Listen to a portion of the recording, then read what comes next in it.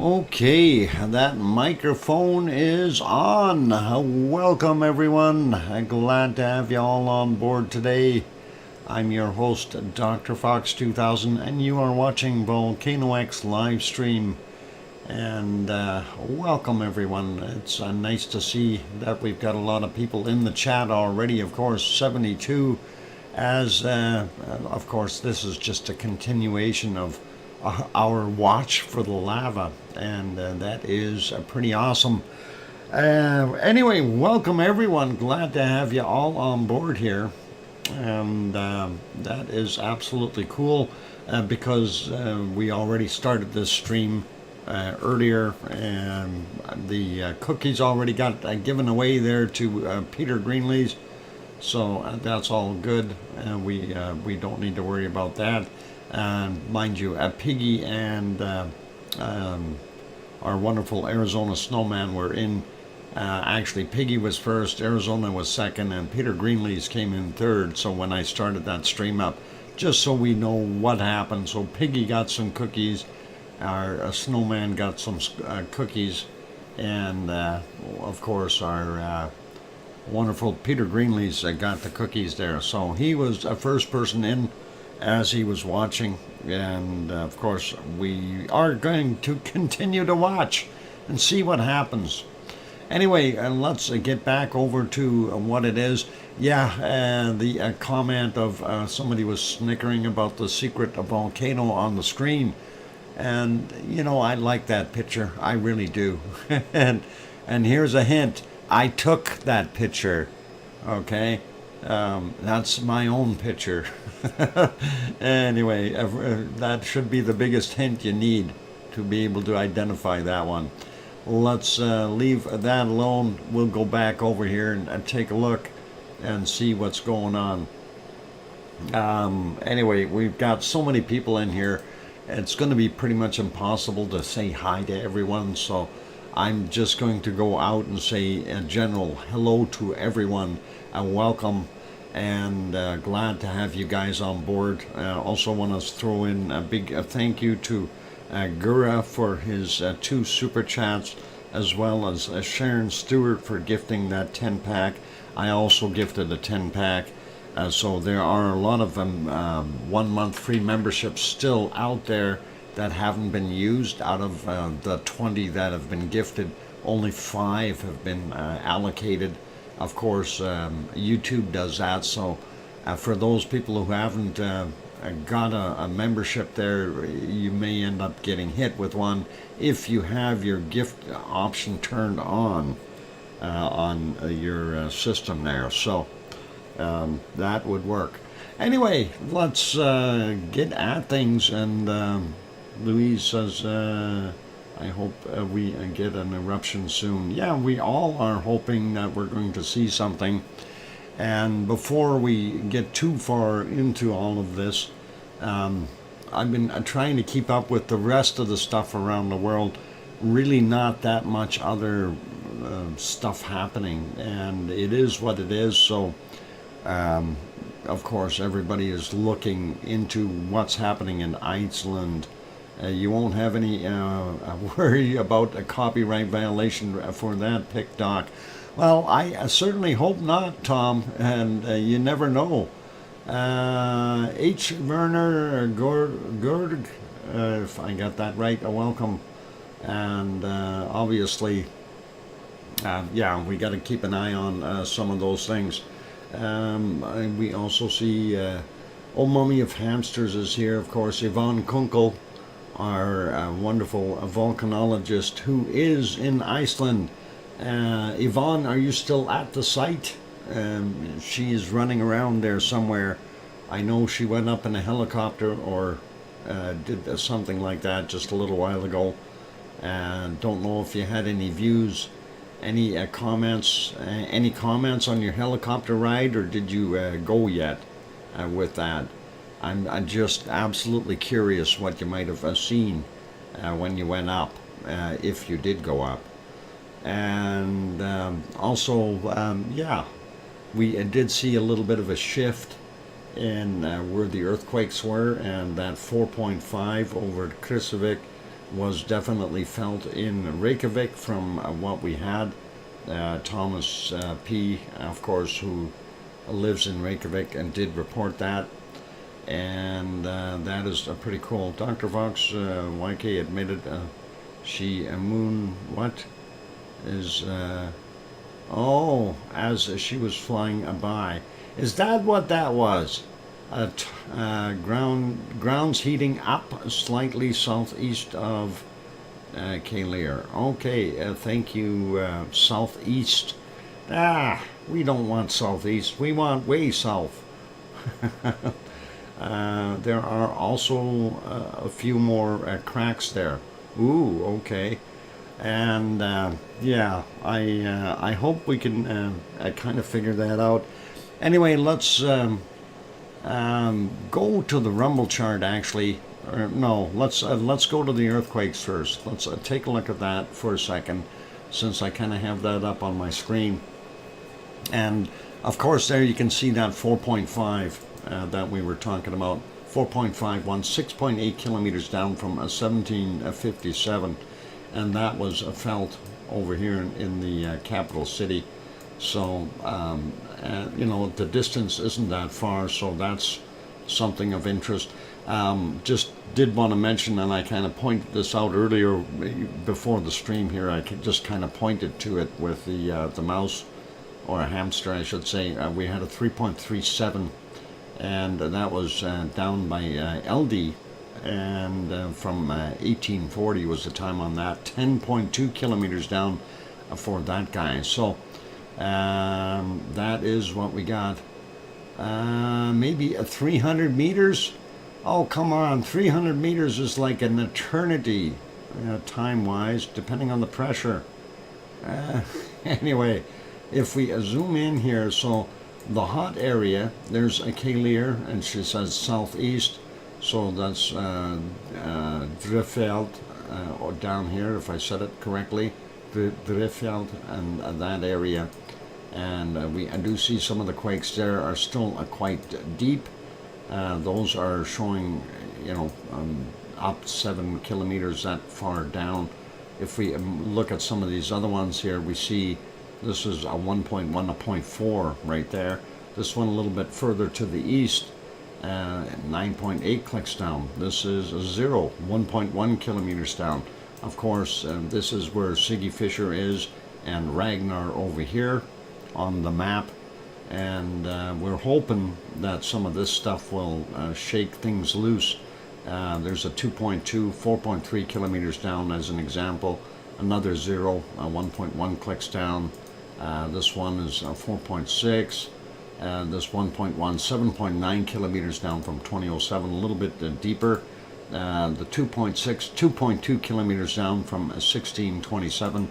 Just to give you a general idea of what we're seeing there. 5 clicks down for a 0.2, another 0.2 there, 6.7 kilometers down.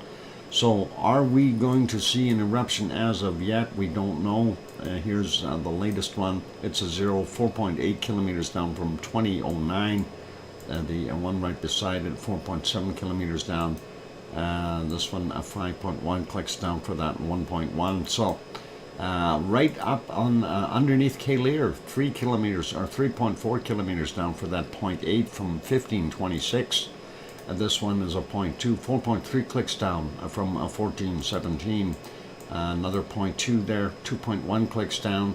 So we are seeing it being a little bit more shallow in some of those areas. Of course, the big one and the shift over to here, I don't know what we're going to really say there. The magma's way closer to the surface. No, the heating was 300 meters from the Little Ram. Oh, okay, 300 meters from Little Ram, and Little Ram is over here, of course, somewhere. Hang on, there it is, I believe. And yeah, no, that's Little Kaleir. Where's the Little Ram? There it is, right in here. So in that area, and that gives you a pretty good idea of what's going on.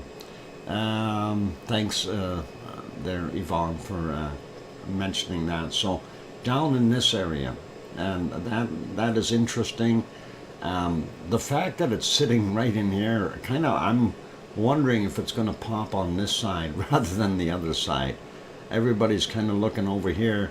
That fissure, if we recall correctly, kind of runs through here. And if this is along these quakes are all along that fault line, or very close to it, Calir being the other end of it, that is very, very plausible that we could see an eruption on this side of it, and all the cameras are pointing on the other side. I'm hoping that, we see an eruption soon, and I really would love to see that. That would be something pretty awesome, and of course that's what we've been anticipating. And I guess my 36 hours from when I mentioned that was out the window, and those other people that guessed prior to 36 hours, well, they definitely didn't do it. So there was, I think, 26 or 28% that said it'll be after. So they're probably a little closer to being more accurate. But anyway, neither here nor there. It's still the anticipation and waiting is taking its toll. Of course, we all want to see an eruption, and there's no way we can hurry it up, unfortunately. So we will likely have to wait for Gura's birthday for the eruption. Oh, those lava workers, they're sneaky. I think it's going to happen around Little Ram, my gut feeling, as that's continuing from the last year's one. And yeah, actually, Cursed Chaplain, that could very well be it. It is hard to say, but we've seen that before, though. When we take a look at Ragnar, and originally, they were expecting it to pop up by Calir, and then all of a sudden the whole thing shifted again way down south, and everyone thought it was going to be closer to Grindavik, and then all of a sudden it popped up right in the middle. So looking at what we got so far, it's going to still be very, very difficult to pinpoint the exact location. But if we are seeing heat, yeah, and Ragnar joins in on my birthday. Oh, okay, cool, Yvonne. It's hard to say. Okay, we just got another quake in there. Looks like a 2.8. Right there, brand new quake, and that just happened. It just came on the chart, and that is 1.5 kilometers down. And there's Calir over here, so that is to the northeast slightly of Calir, and not things that make you go right? And that will be okay. The 20 will be too long for a wait. Trying to keep up with the chat. Chat's moving way too quick, you guys. I can't keep up and do my other stuff at the same time. Anyway, yeah, pretty awesome though to see what's going on there. Hopefully we will see something happening that is going to be, productive, and hopefully it will happen on the right places, that we won't see lava going in the wrong spots. We certainly don't want it happening underneath the lake, because of course, as I mentioned in the chat earlier, if there was something happening in the lake, if we got a big quake and it happened to crack the floor of that lake open, and we ended up getting some water into the magma, yeah, we'd have a mini Hunga Ha'apai event. That is a sizable lake, and the pre-magmatic explosions would be just massive, and we don't want that. Erupt Iceland, yeah. We want eruptions, but small ones, touristy kinds. But again, we have to still emphasize that the inflow rate of magma into the magma chamber was estimated to be 88 cubic meters per second. So that is not a small inflow rate. I don't know if that rate is still going at that pace or if things have slowed down. I think Yvonne had mentioned that we are at approximately 73 million cubic meters of magma within that chamber. And if their estimate of the chamber size being approximately 75 million cubic meters, we're pretty much full. And pressure will likely be developing in there. So it could give us a little bit of a pop. You never know. Alex says, I do remember that we had quakes by the lake just before the last eruption. We did too. We might get some explosive actiony eruption if LD system goes off. Yeah, Thomas, that's true. You could see something down there as well, and that would be another spot that would be of a concern down here at LD. And of course, the thing is, we're not seeing as much activity here anymore, and only seeing that 3.37, 10.2 clicks down from 1840. I don't think that's going to be enough to rattle the bones underneath there to get it going, but anything is possible. And the one thing that we all have to be able to accept is that volcanoes are unpredictable. LD's been relatively quiet since that flurry we had. Yeah, and it really has there, Alex. It basically is kind of sitting there quiet, and I'm kind of wondering if that was just some kind of a tectonic shift or movement that may be caused by the influx of extra magma into that magma chamber. And of course, we all understand for every action there's always a reaction. So we're seeing some quakes in certain areas definitely would be a reaction to something, right? And this is something that we'll have to take a look at and see. It's as anything is possible. I mean, for all we know, we could see the Blue Lagoon pop, but I don't think that will happen.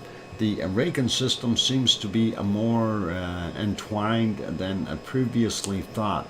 And yeah, that's, Thomas, that's a very, very good point. Definitely could have different things going on underneath there. Now, if I'm correct here, I'm trying to think back to stuff that I've read before, and I'm trying to think of when Lear last erupted. Does anyone know when Lear actually last erupted? That would be something to ask. Yeah, it's all one system that erupts historically at different times. Thanks, Siggy. Yeah, Siggy might know. When's the last time Lear erupted? That is kind of the question that I've got. And was it 10 or 15,000 years ago or something like that? It was supposed to be a ways back, but I don't know how long ago it was. So, Thomas says, I want to say 6,000 years ago.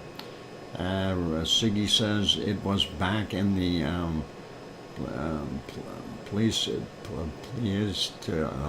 Pleistocene. Okay, I got it. Boy, it's trouble to talk when you got no front teeth. Anyway, it's a way back, yeah. So, and again, is it possible that we're going to see something happen right underneath that? Frankenfels was about 7,000 years back. Okay, and that is a little bit of history. So I don't know, and we never count things out like Kalir. We could have another eruption underneath it, or stuff pushing up. You never know. But right now, from what I understand, what everybody's looking at is that it's a little ram that is going to get it. What is it? Litli Hurter. Litli Hurter. If I said it right, Siggy will yell at me if I said it wrong. Not a worry. But if it does happen there, that would be interesting to see, and that would fall in line. Hurter. Hurter. Got it there, Thomas. Yeah, that is one of those things. A little ram is going to make a big mess. But say it fast. Hurter. I'm trying. It's got too many O's in it there, Thomas. Hurter. Yeah, the Icelandic language, a unique thing all on its own. Gotta love it. And it is quite unique. On sale 3 for 1. Oh, Hurter.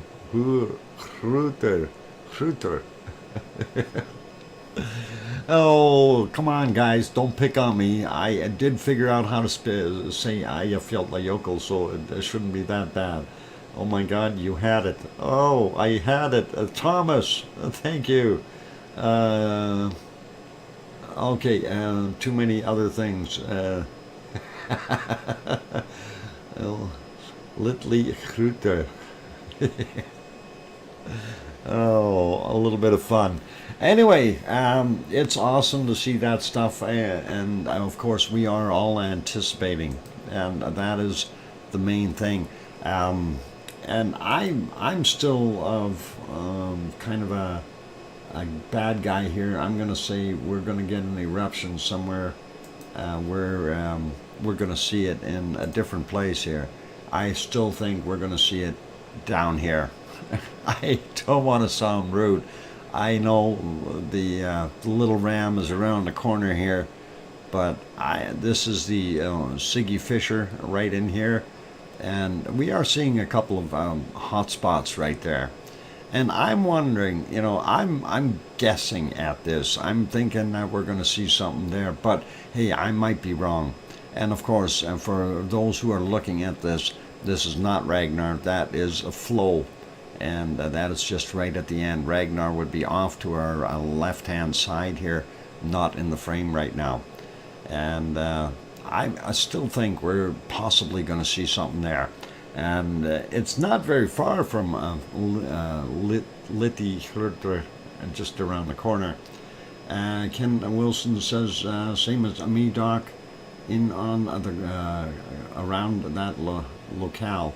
Yeah, that's kind of what I say, but you never know.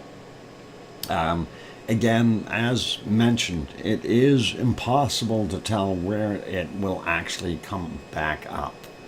And, at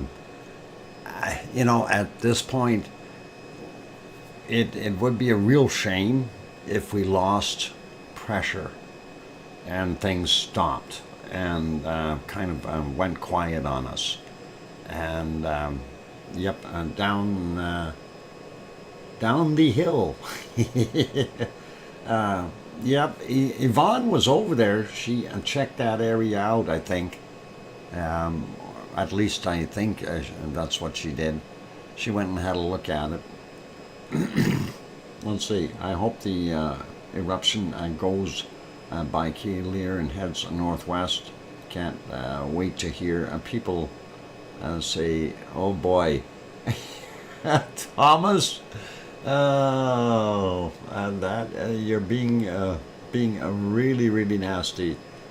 I am not even gonna try to pronounce that. Oh boy. it's our camp there. Oh, your camp is there? Down in the bottom here? Somewhere? Is that your campfire, Yvonne? Oh boy. Dr. Fox, formation of Kalir is up to 100,000 years ago. Subglacial fissure eruption, hence the cone shaped shape melting a space under the glacier. Oh, cool. That would be pretty interesting. No, up the hill. Ah, your encampment is up in the back there somewhere. I thought I seen some people up there somewhere. Are you closer to up here on the flat area where Flo is? You said you could see Flo from your location as well as Ragnar. So you must be up high enough, or are you even up higher? I'm curious there. All good though. Let's see. Fire and flare. Yeah, fire and flare. That would be good. No, I'm more to the right. Oh, you're over on the back ridge where the helicopters were landing. Okay. If that is, that's where you were, that makes a little more sense. And we would be able to see that in, oh, not that shot. Nope, not that one either. How come that went bad to 360? There we go. These ones, apparently my computer decided to change quality again. Yeah, the other one that I don't have up right now, it would be just over on the edge there. And let's see if we can spot a little bit of that. No, not on those cameras. Anyway, yeah, interesting stuff though. And yeah, this went to 360 now too. Why does it do that? Anyway, there we go. A fairly decent quality. 1 minute warning to a Pepsi break time. It is time for me to go have a break.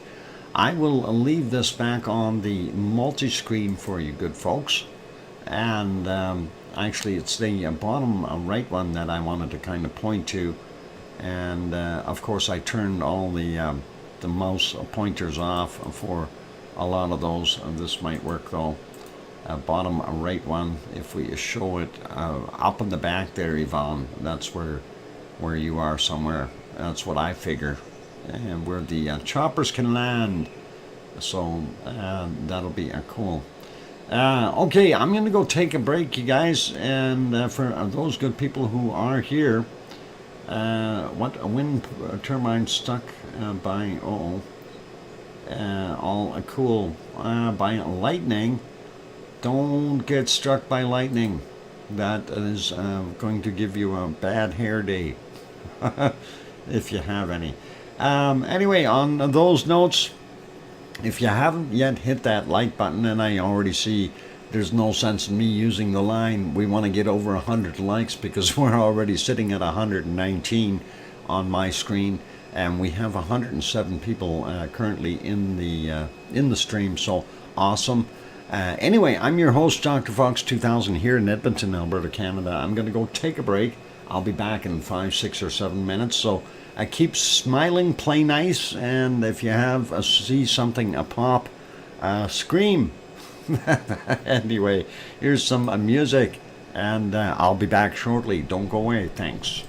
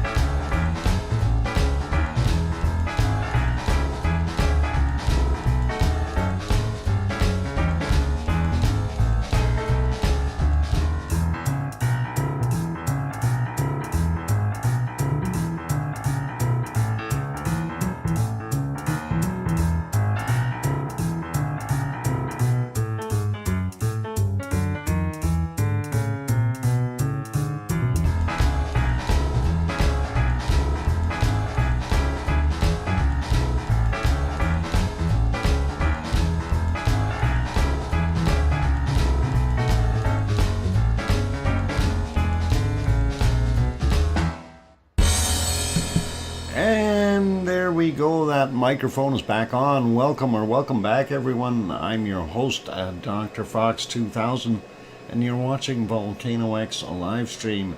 And Piggy, thank you for that wonderful super chat and saying welcome back to the wonderful Daddy and Foxter. And thanks.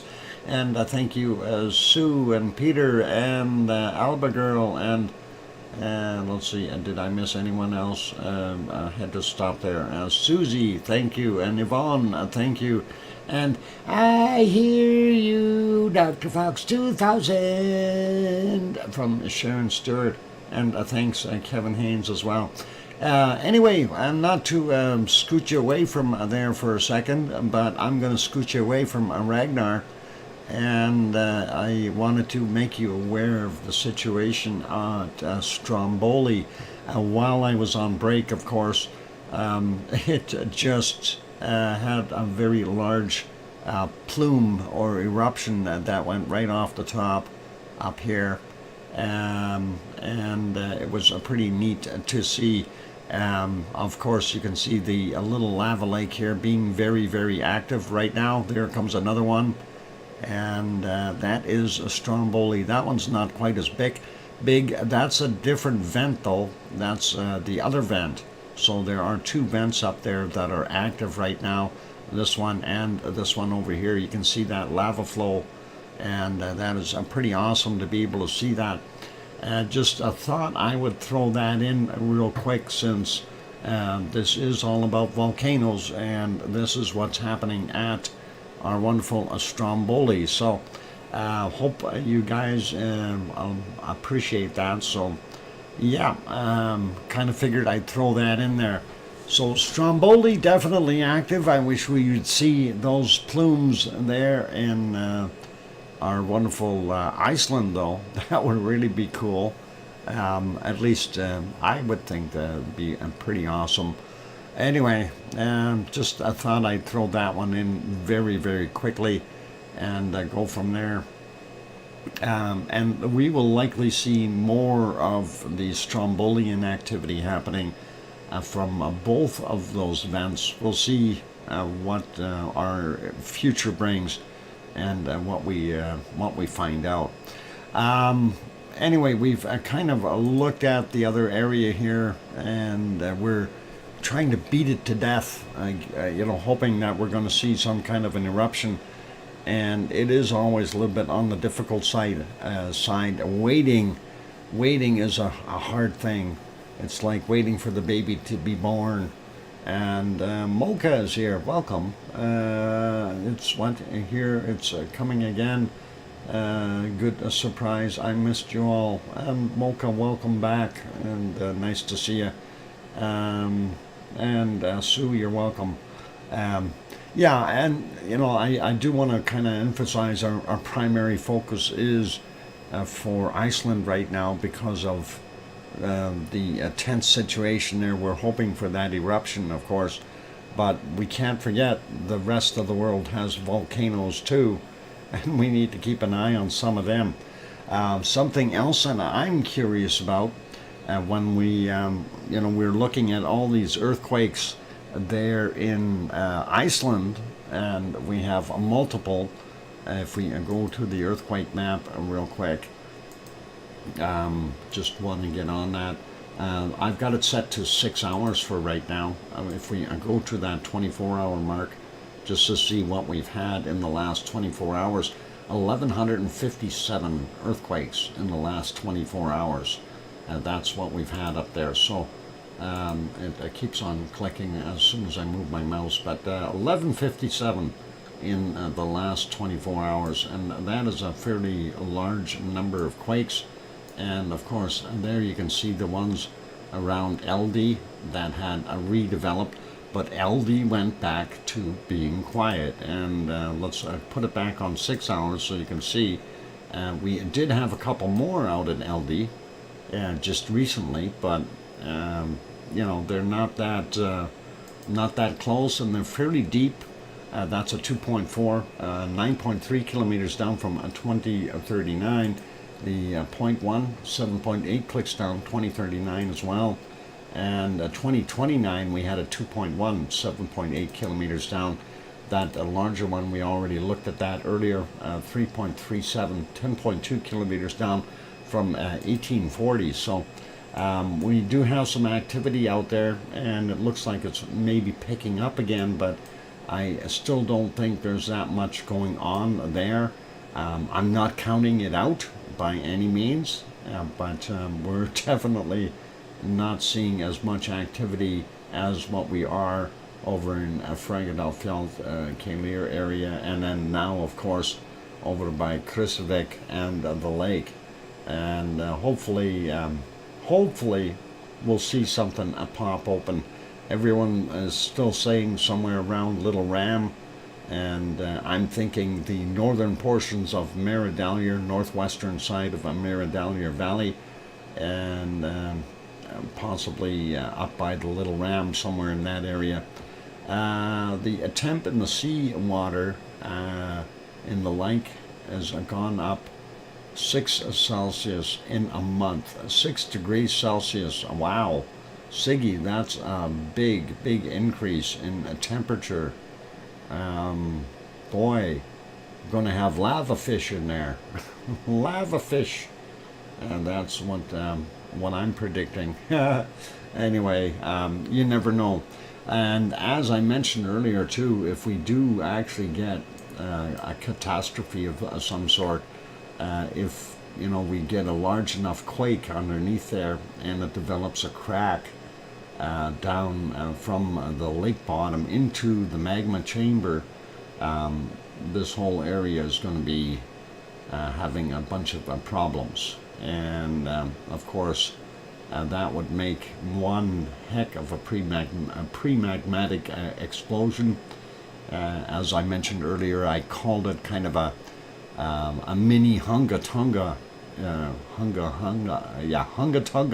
Ha'apai event, and we certainly don't want to see that, because who wants a magnitude 7 or a magnitude 8 blast happening right there? And that would definitely decimate and cause all kinds of problems for our good people in Iceland.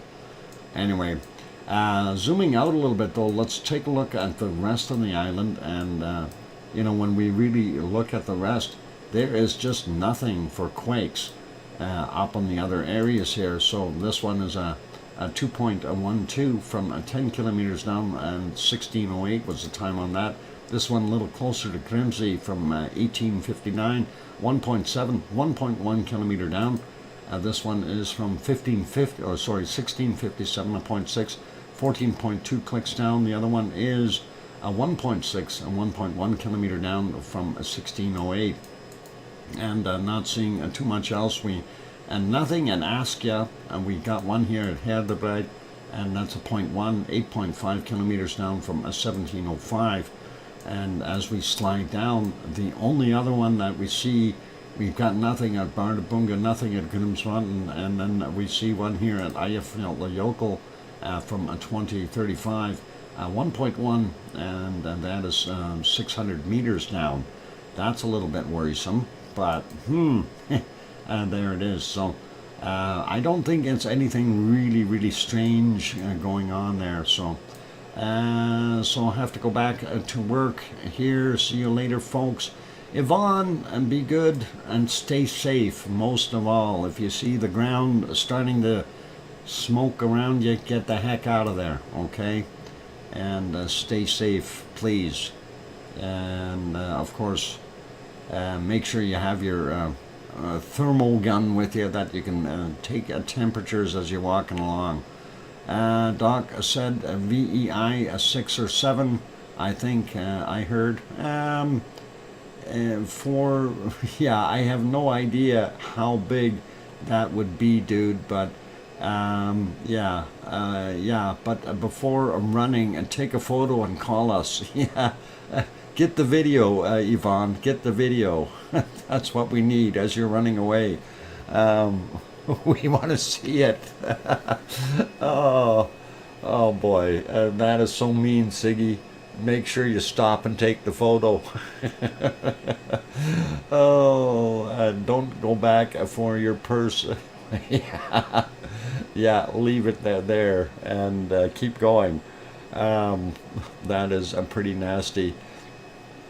Yeah, dude, it is funny. It's all a joke. So, uh, leave the high heels. Yeah, leave the high heels. Keep your boots on. Anyway, yeah, we know Yvonne's going to be very, very careful trekking around out there, and she is now.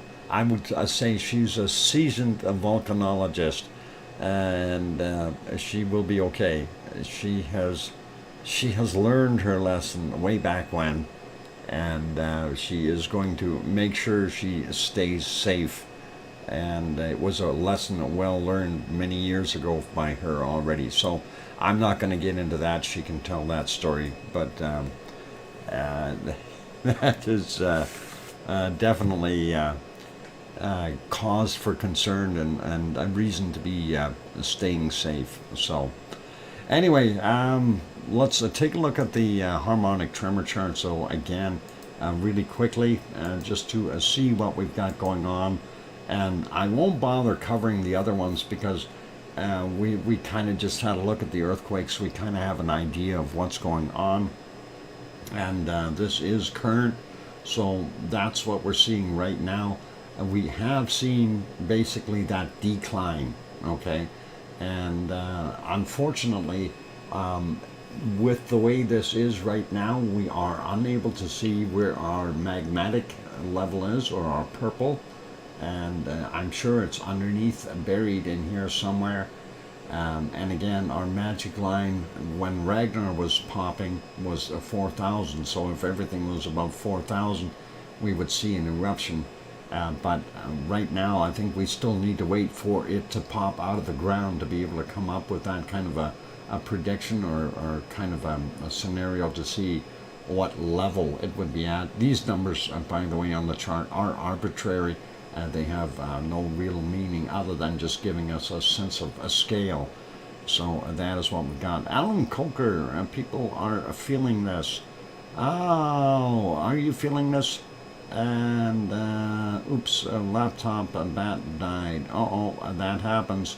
James Bong also here, welcome. And yeah, so we do see that. I do want to look at the Grindavik and the Krusevik charts really quickly. So let's take a look at Grindavik. And Grindavik looks like it is kind of leveling out here a little bit more than what we've seen. And there you can see in the background the purple color magmatic movement. And we do see it did peak up a little bit and drop back down, up a little bit. It's like going in waves right now, and right now it looks like it's down again. And typically the next place it's going to go is back up. So if that indeed happens, that will be a good sign, and I'm hoping that we'll see that happen. The other one, of course, is Grindavik is to the south west of Fragarafjall, and Krusevik, of course, to the northeast, and that's what we're going to look for. There's the one for Krusevik, and that one, because their scale of that is a little bit moved. I wish they would rescale that a little bit so we can see what's going on a little bit further up the chart. But you can see here our magmatic in this view is visible there. Still not sure though what is going to happen. We don't see our seismicity anywhere unless we see some green up top here, unless it too has been kind of blown off the scale. I'm not sure if that's a bit of green down on the bottom here. So hard to see anything when we have so much tectonic movement slash earthquakes. And that is what we've got going on. Let's just leave this one back on Fragarafjall for now.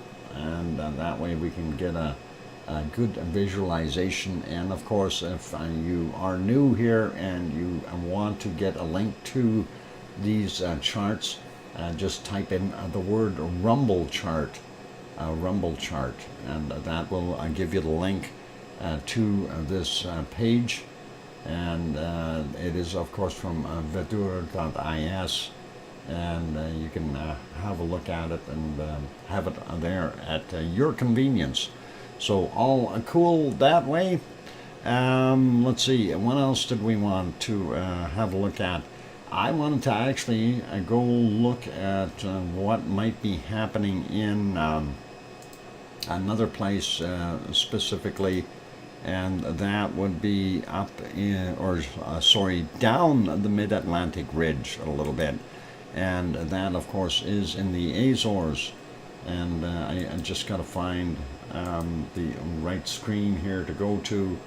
Where are you, Azores? I'm not seeing them. Okay, I have it on the screen. Why is it not showing up on my boxes down below here? Things that make you go, okay, not seeing them. I do not see my Azores. Alright, and too many computer crashes. Oh, I may have stuck something else over top of that. Okay, I found it. And that would be in this screen. And we will do a recapture on that because it's not showing up. Alright, what I was interested in was seeing how many quakes we had there in the Azores. Let's see if I can do this real quick. And we're still fixing as we go from the other day's crash. I still haven't had time to go through all of it, so we'll take a quick look here. And let's make that a little bit bigger. Why is that being what it is? Okay, there. We can do this. There we go. All right, so looking at what we've got there, and I was just looking, they had 29 earthquakes, and this is something to kind of bring out because that is along that mid-Atlantic ridge, and we are seeing numbers anywhere from, I think, about 2 up to 3.8, I see is the highest that I see in that list, and that's what we've got. So majority of that concentration, I just want to zoom out for a second and give you a better perspective as to where we are. So there's Iceland. Most of our activity is there on the mid-Atlantic ridge, while on the Reykjanes Peninsula, which is the Reykjanes Ridge down to this point, or that's what they call it, and then from here on they call it the mid-Atlantic Ridge. And seeing the extra activity here is kind of interesting. And again, we have to kind of wonder, are we going to see something pop here as well? We could see a submarine volcano develop. This is Pico Island, Faial Island, and of course São Jorge, or São Jorge if you want to say it in Portuguese. And there's where the swarm is there. So, you know, is it possible that we're going to see something happening at that point? And we're not going to go through all of these, it'll just take too long, but 3.8 surface quake basically happened at 11:45 GMT or UTC today. So that is what we've got going on there. A bunch of little quakes. Doc, you should check out Krusevik on the tremor chart. We did the tremor chart. We did check out Krusevik. Dude, were you not there when we did that? We had a look. Just a couple minutes ago. Just maybe you were looking at it yourself, and while we were talking about it and looking at it, I have no idea, but we did look at it, so it did show a bunch of stuff there, so interesting nonetheless. Anyway, that's what we've got going on there. I'm going to zoom back out a little bit so you get a better idea of where we actually are. So if I zoom out one more there, you can see the whole thing. And right down here in the middle of the Atlantic Ocean is where that joint is, if you will, and the Azores. And then down here is the Canary Islands. We've got Portugal and Spain, France, England, Wales, Scotland up top there, Ireland there, and of course Iceland over here, Greenland there, Newfoundland here, and Sue waving at us from over here in Cole Harbour. So all pretty cool. And yep, and there we go. And that is kind of what we've got going on in that part of the world as well. So in addition to all that action, we do have action down here, and possibly related, because some of that activity will transmit down the line a little bit. If we've got shifting happening up in Iceland, we're going to see some shifting happening down here, because of course that is the Eurasian plate, the North American plate, and the African plate, right? That is the junction point right there. And if we have any movement in either or, we're going to see, you know, some kind of a reaction. As I mentioned earlier, everything always has a reaction, so or a cause to it, if you want to call that causality, whatever. But anyway, that is kind of what we're seeing there. Let's leave that be. I'm going to actually zoom back into that so I know what I'm looking at later when I hunt for it, and that should be all right. Let's just pop back to Iceland for a minute, and oh, we want to put that one somewhere again. Nope, not that one. How about this one? Yep, that works. And that's actually a pretty neat shot there. Let's see if well, we are still seeing that smoke down on the bottom here. I'm still seeing smoke from that.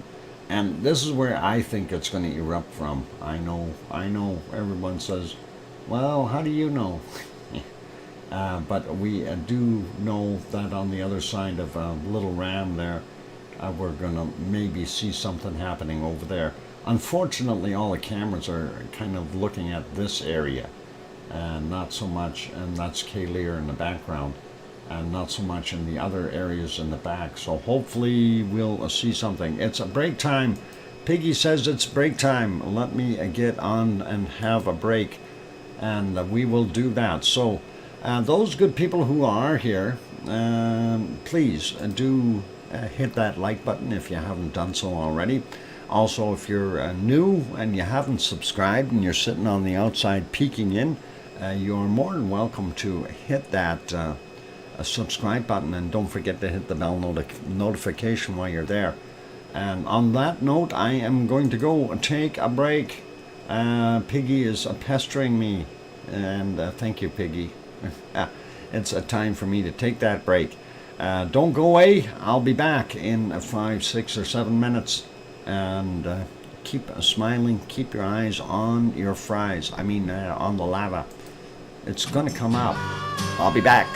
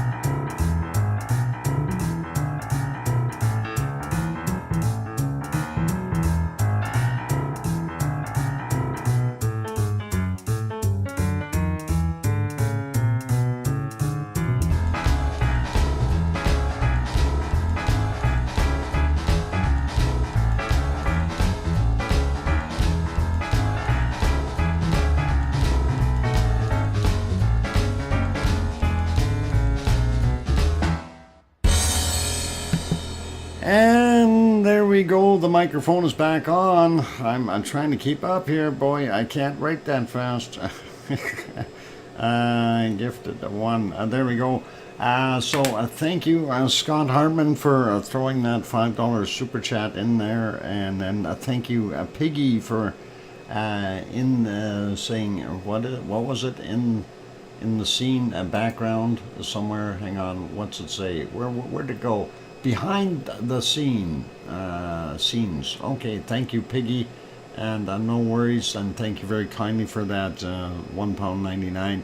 And then Scott Hartman gifted one more membership. So there's a whole bunch of memberships that are up for grabs for those people who are coming in. If you do not have a membership yet, you make sure that you've got your membership, accept the membership thing turned on, and you'll see that you'll get one pretty quick, because we have, I do believe, 16 up for grabs.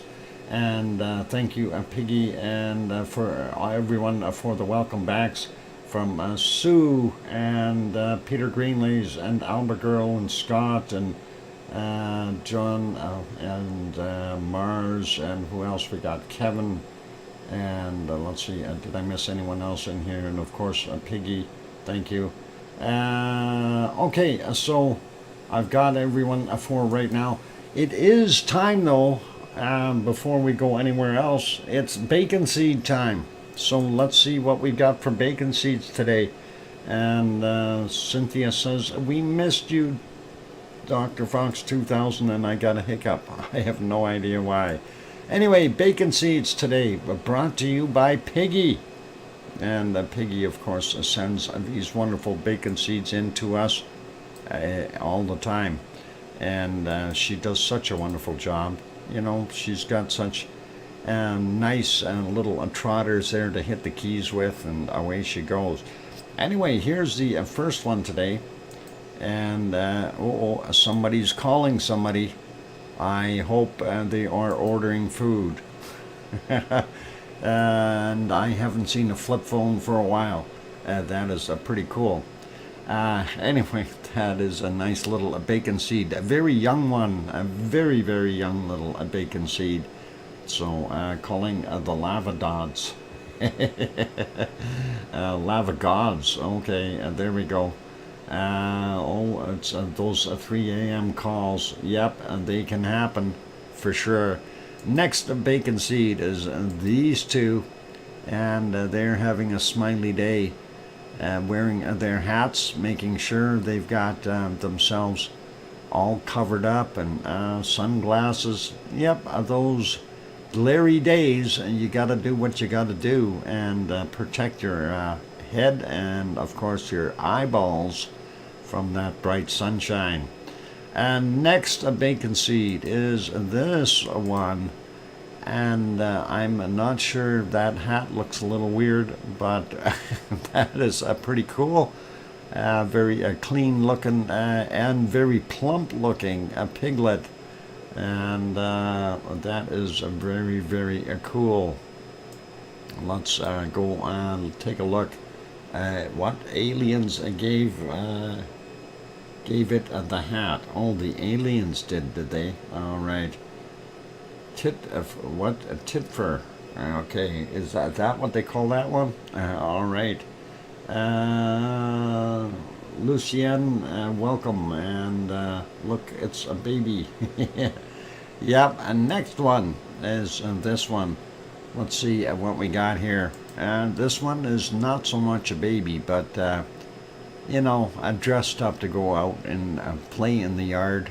It's all good. So trotting around, petunia pig. Yeah, it could be. I would think so. Next one is this one, and yep, and definitely styling. And again, you know, sunny out, so you gotta have your hat on. Keep your sun off the old knoggin, and helps prevent not seeing the movie. Yeah. Anyway, awesome looking, and let's keep going. Pig in the City. Yeah, possibly. We know what this one's doing, and I don't believe this is a worrisome situation. A little bit of suntan maybe, but that is pretty cool. And let's get the next one, drunk on ice cream. Lazing. Yep, and definitely. And here we go, our next bacon seed. And this one is staying in the shady spot, having a picnic. So really cool to see. That one looks happy. It really does. I like that. And the next bacon seed. Oh, somebody is going out for a walk on the leash. Has a nice smile and demeanor to it. Saying, hey, I'm outside and this is cool. And we don't mind doing that. So that is pretty awesome. Let's see what the next one is. I bet you this is a boy pig. Anyway, I have no idea if it is or not. I didn't check.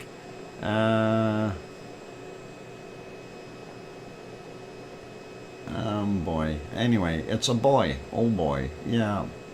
Let's leave that one be. We got one more bacon seed for today, and of course, that is this one. And I like the coloring on him. He's got some friends back there in the rest of the sty, but he's looking at the camera all by himself, and I like his colorings. He's got kind of a orangey and a white combination. I guess that's a creamsicle if I ever seen one. So creamsicle and gremlin ears. There you go. Awesome. Those are our wonderful bacon seeds for today. And thank you, Piggy, for sending those in. That is a really, really nice of you, and appreciate your hard work and efforts with sending those in every day and trying to get ones that were not shown before. And I know it's tough. We actually, in the last batch that you sent, there was a couple of duplicates, but it's okay, Piggy. Don't worry, I'll fix up what we can. Anyway, it's all good, and I do appreciate everything that you do, Piggy. That is very, very awesome of you to send those in on a daily basis. And you know, we are tipping that 4,000 mark, and we're getting up there. Adele says, good night, Dr. Fox, and all. Let's wait and see what happens tomorrow. Send extra anyway. Yeah, send extra. Yeah, no worries. It's all good, Piggy. We're up to date, and you know, whenever I see one that we have seen a couple of times too often, I try to filter it out. But it's all good. Most of these are new shots, so that's the important part. Anyway, we did have one more little thing to do here before we carry on. We got 2 days ahead, aren't we? Yeah, ain't we? Actually, I think we're 1 day ahead. I used some of those other ones, but we're still 1 day ahead. I've got tomorrow's, or might even be 2 days ahead still, Piggy. We'll take a look later, but I know at least 1 day for sure, so all good. Anyway, let's go over, and you know, I don't know about the secret volcano thing today. There's really no guessing required for this one. What? Maybe if at the instant of your countdown call, we all suck outwards towards our screens simultaneously, and it will make the lava. I don't think that'll work, James. I don't think that'll work. Oh, somebody's guessing. Piggy was first. No, Henry was first. Henry said Ragnar. Henry, that's cheating. Ragman must. Well, I can't even say that. I'm trying to. Anyway, all right, fine, Henry. You get the cookies since you were so quickly, and let's give you a few extras there so you can hand them out. There we go, and that is all good. And yes, for those good people who are looking at that photo, that is Ragnar, and yes, that is one of my photos. Thought it was in Hawaii. No, sorry. That is from Iceland, and that is a photo I took. So that is while I was there. And I think that is one of those beautiful shots. And I just thought I'd share that with you guys. And what? Dr. Fox, man. Oh, I couldn't read that, Piggy. Something went wrong there. Anyway, what was I trying to do here? I was trying to turn off that banner. There we go. That photo should be on Wikipedia. Well, you know, I wanted to actually tweak that photo up to bring the colors out a little bit more. It stopped a week after you went home, right, Doc? Actually, this was its second last eruption. Reagan, man. Okay, pronounced. Ragnar, Reagan, man. Okay, Reagan. Anyway, yeah, this was the second last eruption it had. And the last one wasn't as good, but this one certainly was. And Reagan, man, us is pronounced. Okay, gives up. All right, Piggy, let's give up. And it was a beautiful sight when we looked at this, when it was doing this. And you got to admit, you know, what more could a person want when you're looking at the amount of lava that was coming out of there, and it wasn't just out of the little side parts, it was just flying out everywhere. And that was pretty awesome. And, you know, to me, that is just like, wow. And looking at this photo, of course, it brings back some very, very fond memories. And you know, I can because I can envision the myself, you know, having been there, the sight, the sound, the smell. So, ouch, Dr. Fox, stuff in the fridge fell on me. I told you, Piggy. I told you to be careful. There's, oh boy. I hope you didn't hurt yourself. I don't have workman's comp, or hang on, what do they call it? Thief compensation. It was awesome at the end when it flooded out like that in all directions. It certainly was, Sue, and that was something that you know, I hope it will happen again. I really do, and that is something we look forward to. Anyway, let's leave that photo be, and while we're there, well, do we want to look at Hawaii real quick? There's really not that much going on there. Let's take a quick peek, though, if I can find it on my screens here. There's Helema crater in Hawaii. We do see the side vent there, not doing a heck of a lot. The smokers here, that little glow spot still hot at night. We are seeing more steam coming off the edges, and remember what we've seen on the other angle. This really has dropped a lot more than what we perceive from this side. The other side seems to have really caved in. So we'll take a look at that in a second. The far side here, we are still seeing some smoke once again on the side of the caldera walls, and you can see that in multiple places, and that is always interesting as well. Why do we have smoke or heat in there causing some of that water to steam off that might be in there? Anyway, that is current, that is live. That's what Halemaumau crater in Kilauea and on the big island of Hawaii is looking like. Let's go to the other shot here. I'm going to refresh this so we can get a little better view. And that is today's shot from 11:05 a.m. Hawaii time. You can see over here on this side that pit that has developed. So a lot of that lava that was in here has drained out, and it has created a massive pit. This is much, much deeper than the West Lava Pond, which is just beside it here. And I don't know how deep it is. I haven't heard anyone saying. Throws a can, Dr. Fox. What mince dude? Oh.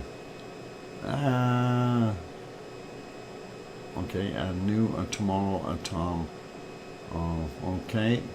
Anyway, yeah, so quite a deep pit developed over there. And again, we have to ask, where did that magma or lava go? And that is something that, you know, has it moved to a chamber somewhere?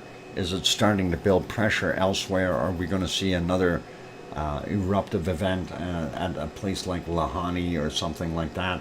Hopefully not. Hopefully it's going to just chill and kind of concrete itself in and not worry about wherever it is. Obviously some kind of a horizontal formation somewhere that it may have spilled into. Next one, of course, is, well, we're going to refresh it. That's the B1 camera from yesterday. This is today's. And again, you can see a lot of that steam around the edges. That kind of makes a guy wonder what's happening there. And of course, Mauna Loa in the background. And then we see it's covered by a cloud in the back there. So that's what we got going on. And we'll leave that one be. Quick peek at the thermal. Going to refresh that one. That is, of course, from yesterday. Let's take a look there. This is 11:16 Hawaii time. There you can see the West Lava Pond, the hot spot that we see glowing, and then of course it's got a few other places here where it still appears to be fairly hot, and down in the bottom we're still seeing this glow spot. And I'm thinking this may have dropped down a little bit here along the edge as well. So gives you a little bit of an idea of what Hawaii is looking like. And we will leave that place be. Let's go over to the next one real quick. And we're going to go over to Mexico. There is Popocatépetl. And we just want to run through that a little bit. They did have all kinds of cloud and stuff there. It did look like it was trying to build a lenticular cloud up top there for a little while. It was not doing out so much with the clouds, but if we go back far enough, we did see that it is still producing quite a bit of outgassing and has some snow on it. Matt and Jen, thanks, Matt. Matt, Jen, and Butzler, thank you very kindly for that wonderful super chat. I'm just writing this down. Hopefully I got that right, and thank you very kindly for that wonderful super chat, helping out with more lava cookies. Awesome. That is awesome. Anyway, this is what we were seeing earlier in the morning there, and going back a little bit more of a whitish plume without those clouds on there. Definitely some snow on the top of Popocatépetl. Popocatépetl, of course, is in Mexico, approximately 70 kilometers southeast of Mexico City. So it does its thing. And when we go back into the early morning hours where it was still black and white, we see some nice stars in the sky, and of course some heavy plumage going out there. But prior to that, it was I think at about 4 o'clock, it was actually in the clouds. So just a bit before that. And we couldn't see a heck of a lot at that point in time. So keeping an eye on it. It's still doing its thing. Let me put that back on live. I'm going to actually make that one smaller. And the 4-banger is not working. I wanted to see if that will be working. Darn it. Let's see. A stream not available. We'll fix that. There it is. And we'll see if we can get past the commercials and then see it. That would be okay. And let's see. So that is the present view. Unfortunately, you can't see too much. If we go back to the early morning times there where I guess it was only 3 of the 4 cameras that were working, but you can definitely see that snow on the top of Popocatépetl and it off-gassing. Classic volcano appearance. Let's leave that on live. We're going to make that small as well. Next one is, it is a Pepsi time.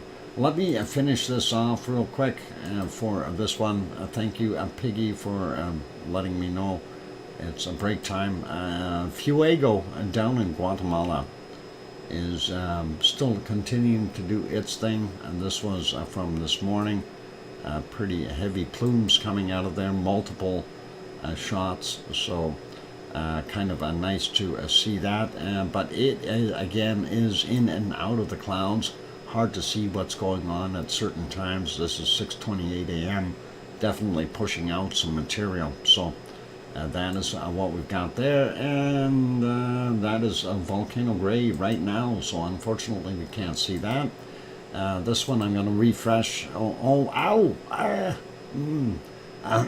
Okay, I got to get to a break. I'll do the break in a second. As long as Piggy doesn't bite my other toes.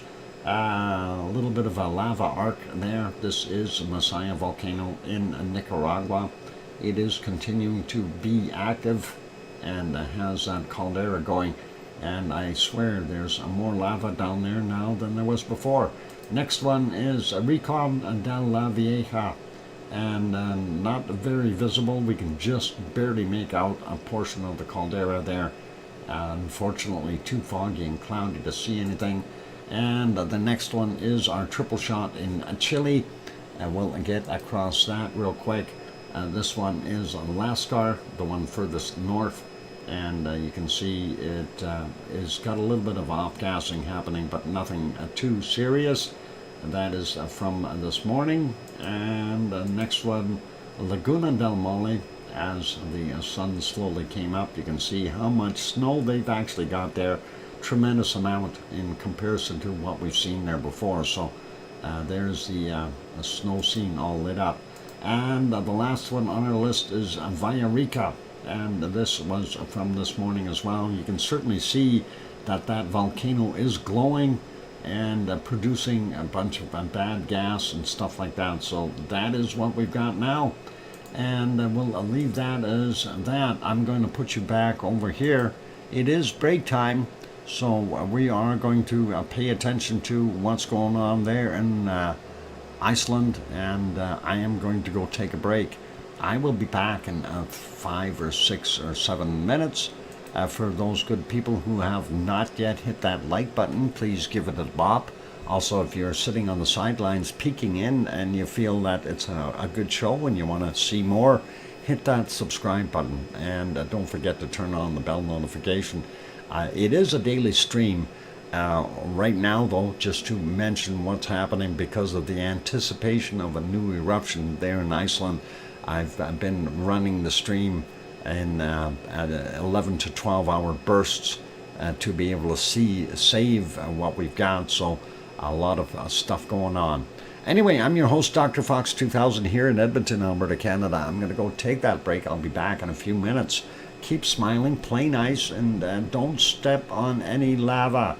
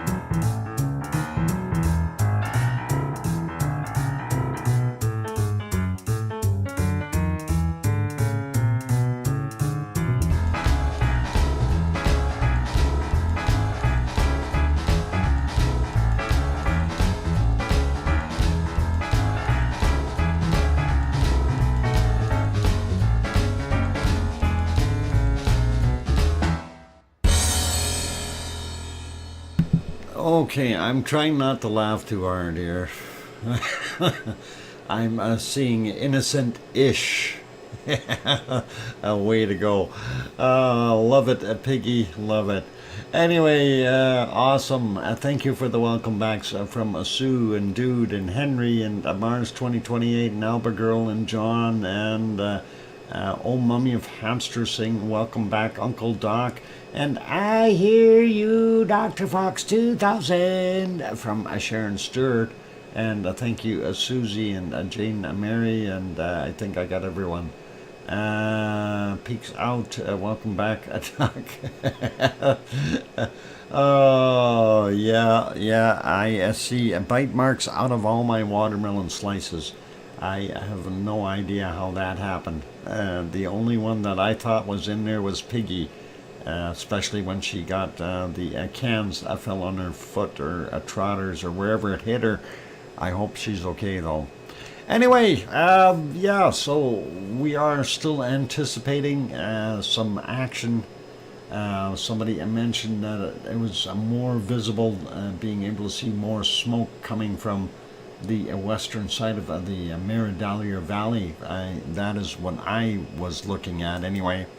Let's see if we can kind of focus in on that a little bit. On this shot, you can definitely see in here quite a bit more smoke coming from that area.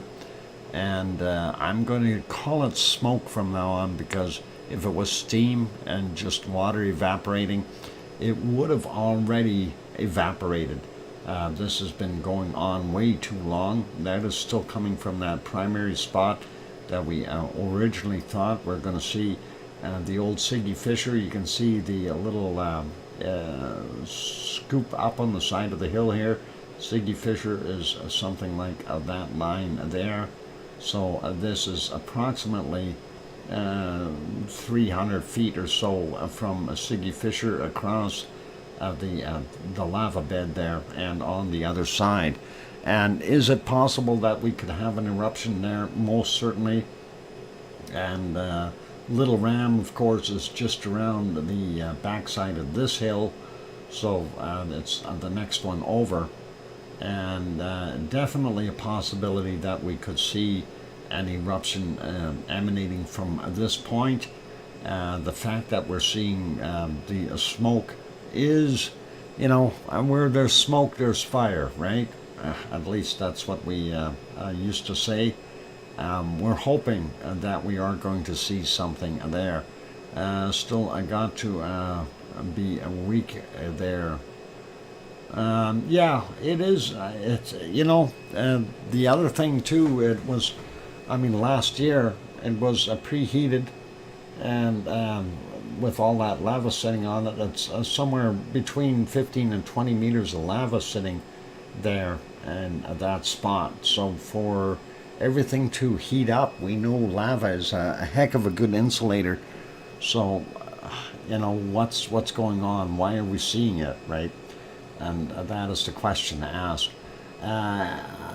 Tom says Pepper was with Piggy, and each of them got a push to the side by Wonky Donkey for the watermelon. Tom, thank you for that information.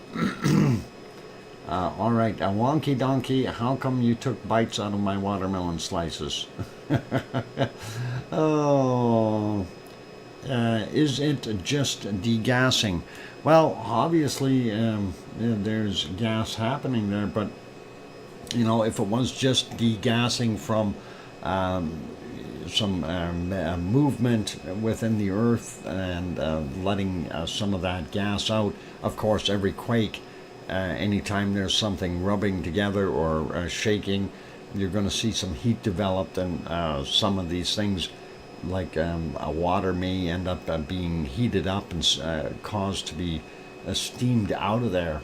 But we've seen this now for 3 days, and I don't think there's going to be any more water left down there. This is now smoke, and I think when we look at the factor of the smoke, again, it's a time duration that we have to look at.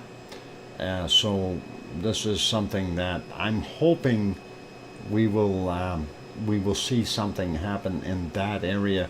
It'd be awesome if it did right there, because that's a good location. And of course, Yvonne Kunkel was camped out up top here with her work crew, and somewhere on the back ridge. And the helicopter landing area, of course, would be over there if somebody had to land, and they can drive all the way around to that point. So that is pretty cool there. So if it happened there, that's not a bad location. This over here is Flow, not Ragnar.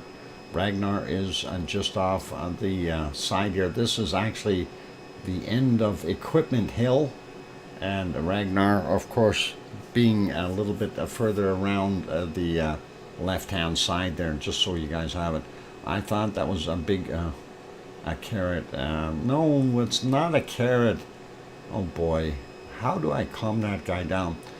We had more people pop in here. Stephanie Greenleaf, new here. Thank you for all this great info, DrFox2000. Yep, you are welcome, Stephanie, and all good. And you know, we hope that we see an eruption happening in that area. Stephanie, if you don't quite know, I was out there and I kind of know where this area is. I did see it with my own eyes way back when I was there in 2021, and you know, definitely with Ragnar, and I did see Flow actually from the other side over here. I walked that far. I was actually going to fly my drone in there, but it was way too windy to be able to do that, unfortunately. And that was one of my goals, was to try to fly the drone into a Flow or just right around it. And like I said, it was just way too windy to be able to do that. Timothy Sowers, welcome. I'm glad to have you back on board. And anyway, you know, all kinds of neat things that we can look at there for the time being. I just want to go through some of the other views. There are two cameras that are similar. This one is the Visar one, but you can see that smoke over on the other side. The other one is from MBL, and it shows it a little bit more on that side. We'll go see that one in a bit. In the background here, you can see Kalir, and a lot of the newer quakes. Well, they were all happening out here in front of Kalir. There's a Little Ram.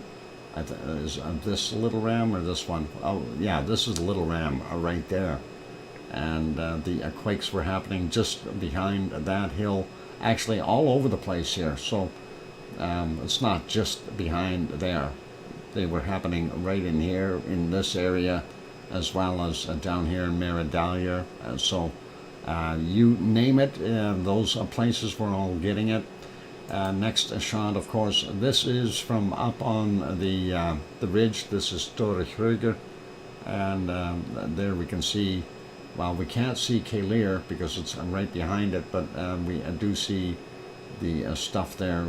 This one is just off the side of Meridalia over there, and there, of course, is Ragnar right in there, and you can't see a Flow in the background here. Well, it's there, but hard to see. And then, of course, the saddle area, Theatre Hill, and the Geldingadarler, the valley on the other side, which also has smoke emanating from it, just to let everyone know.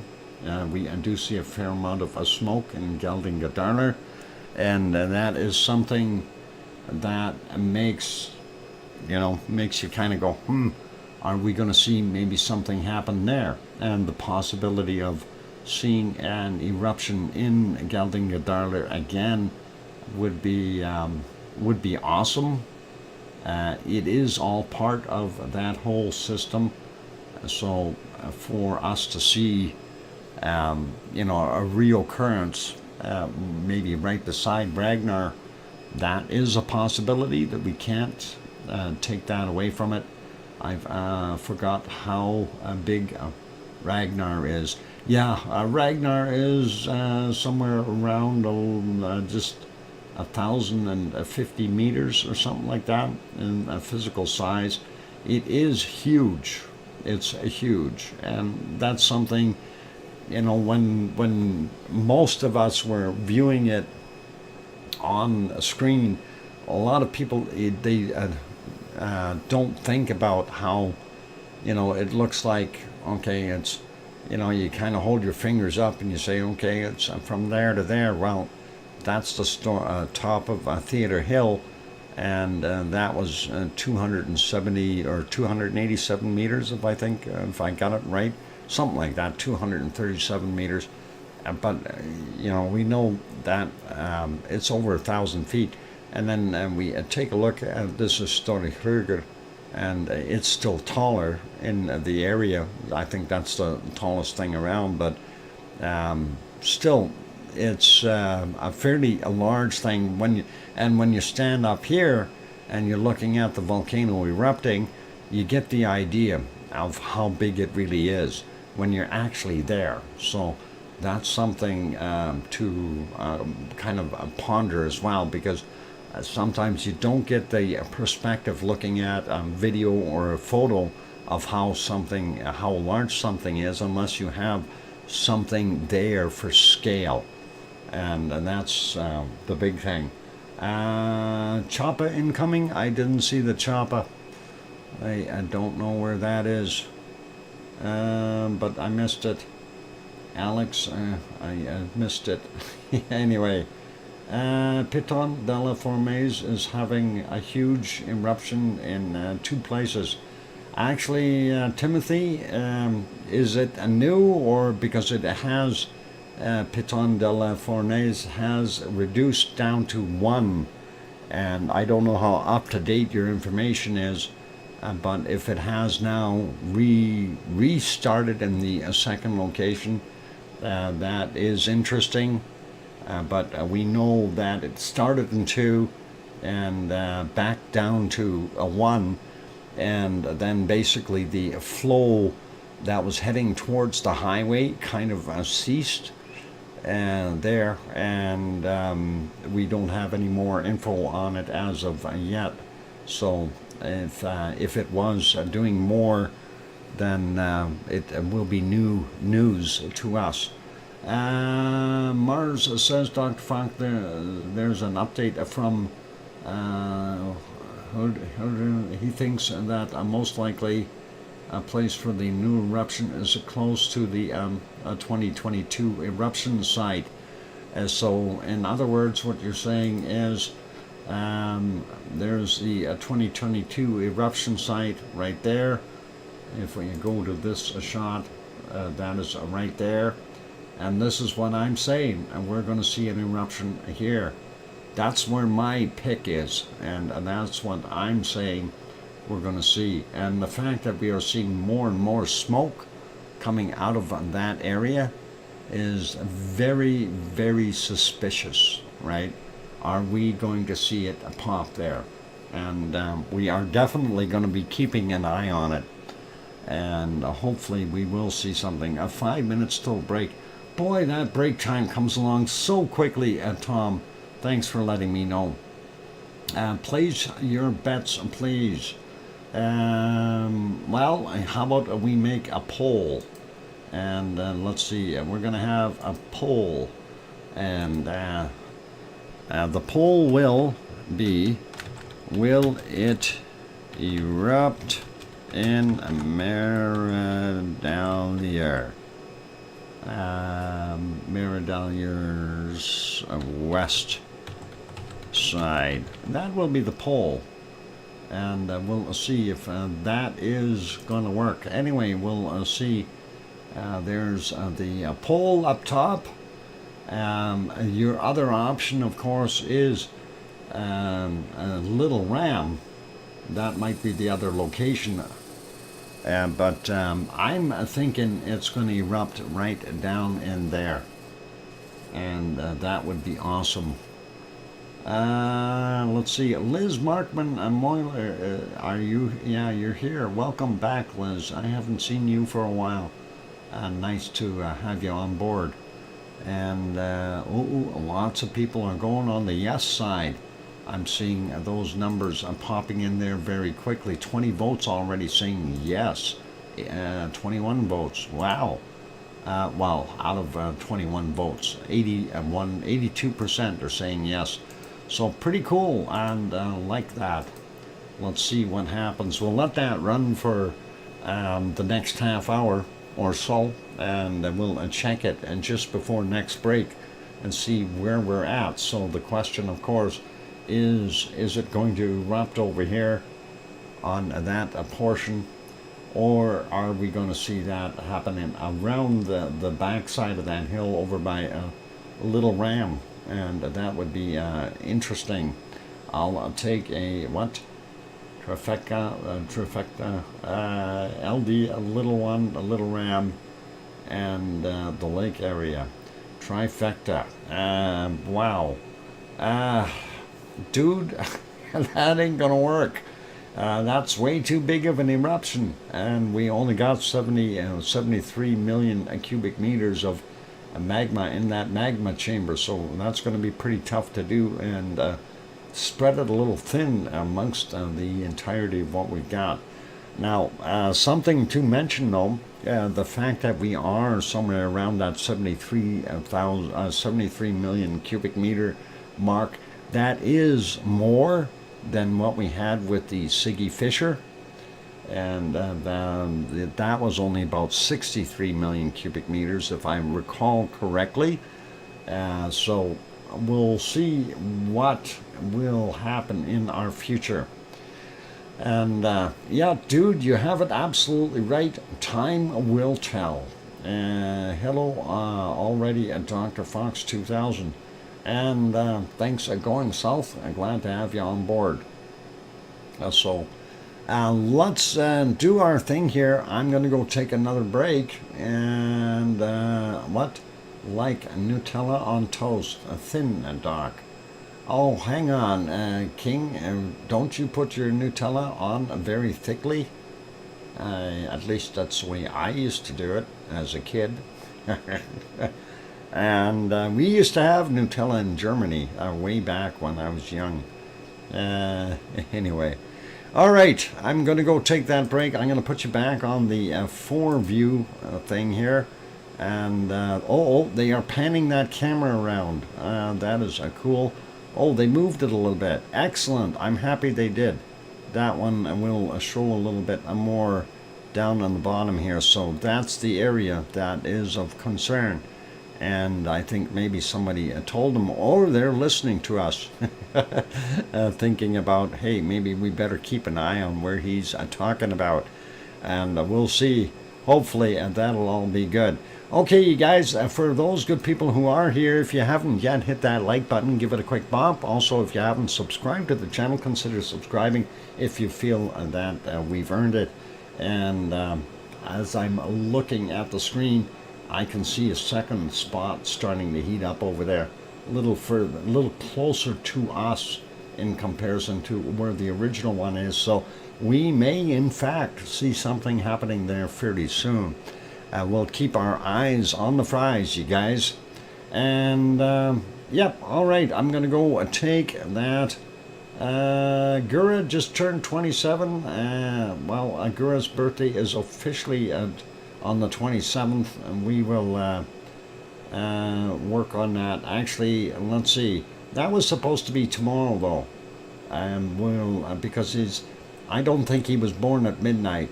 Gura, when were you born? I hope we're going to save it for tomorrow, and I don't have everything set up here, and I did have plans on doing that for tomorrow for you. Anyway, I'm going to go take that break, you guys, and keep smiling, and we'll be back in a little while. And actually, I messed up that whole scene where I have my birthday cake stuff, so we'll have to see if we can fix that later. And that's what we're watching now, actually. Use that screen for that. I'm going to throw some music on, and I'll be back in 5, 6, or 7 minutes. Don't go away. Keep smiling and play nice. If you see something pop, let me know. I'll be back.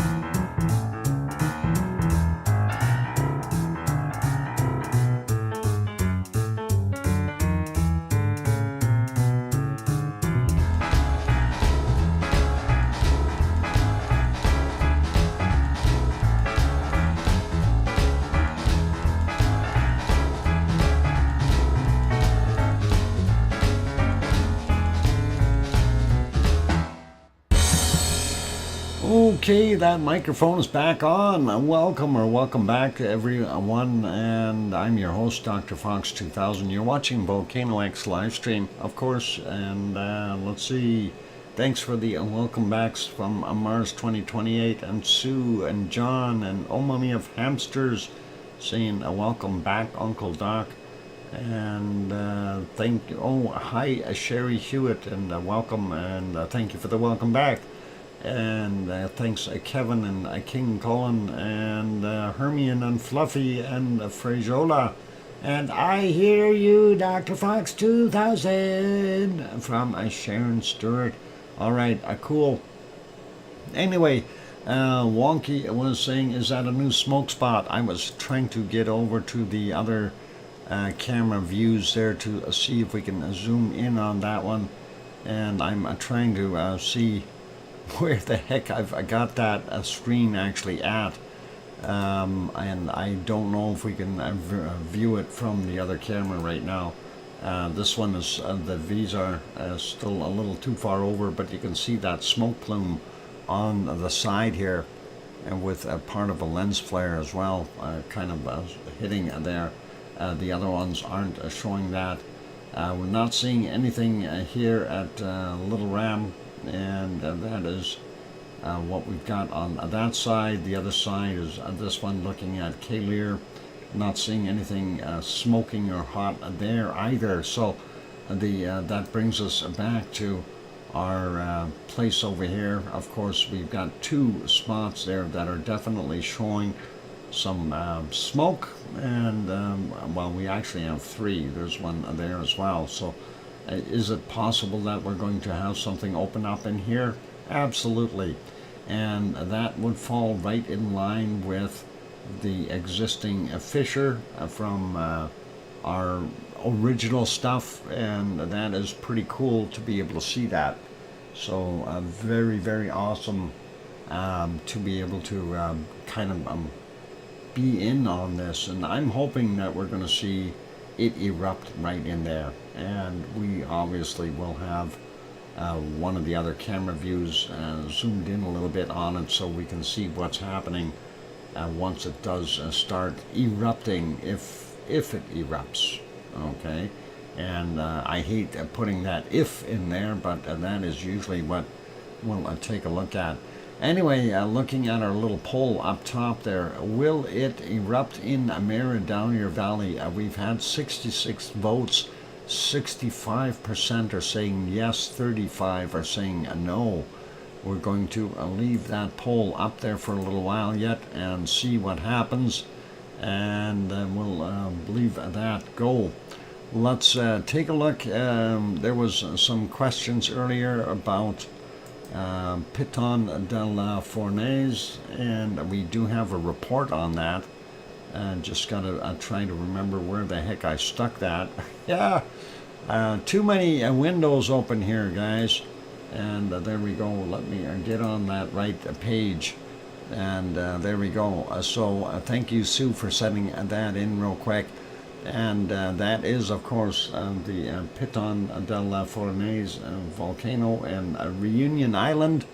And there's that hornito that it built yesterday, or a vent, if you want to call it that, cinder cone. And the cinder cone at the southeast flank, and small lava fountains today is what they were reporting. The other photo is unrelated, so we'll leave that one out. Quick peek at what we've got in the report here. The effusive eruption continues at stable levels.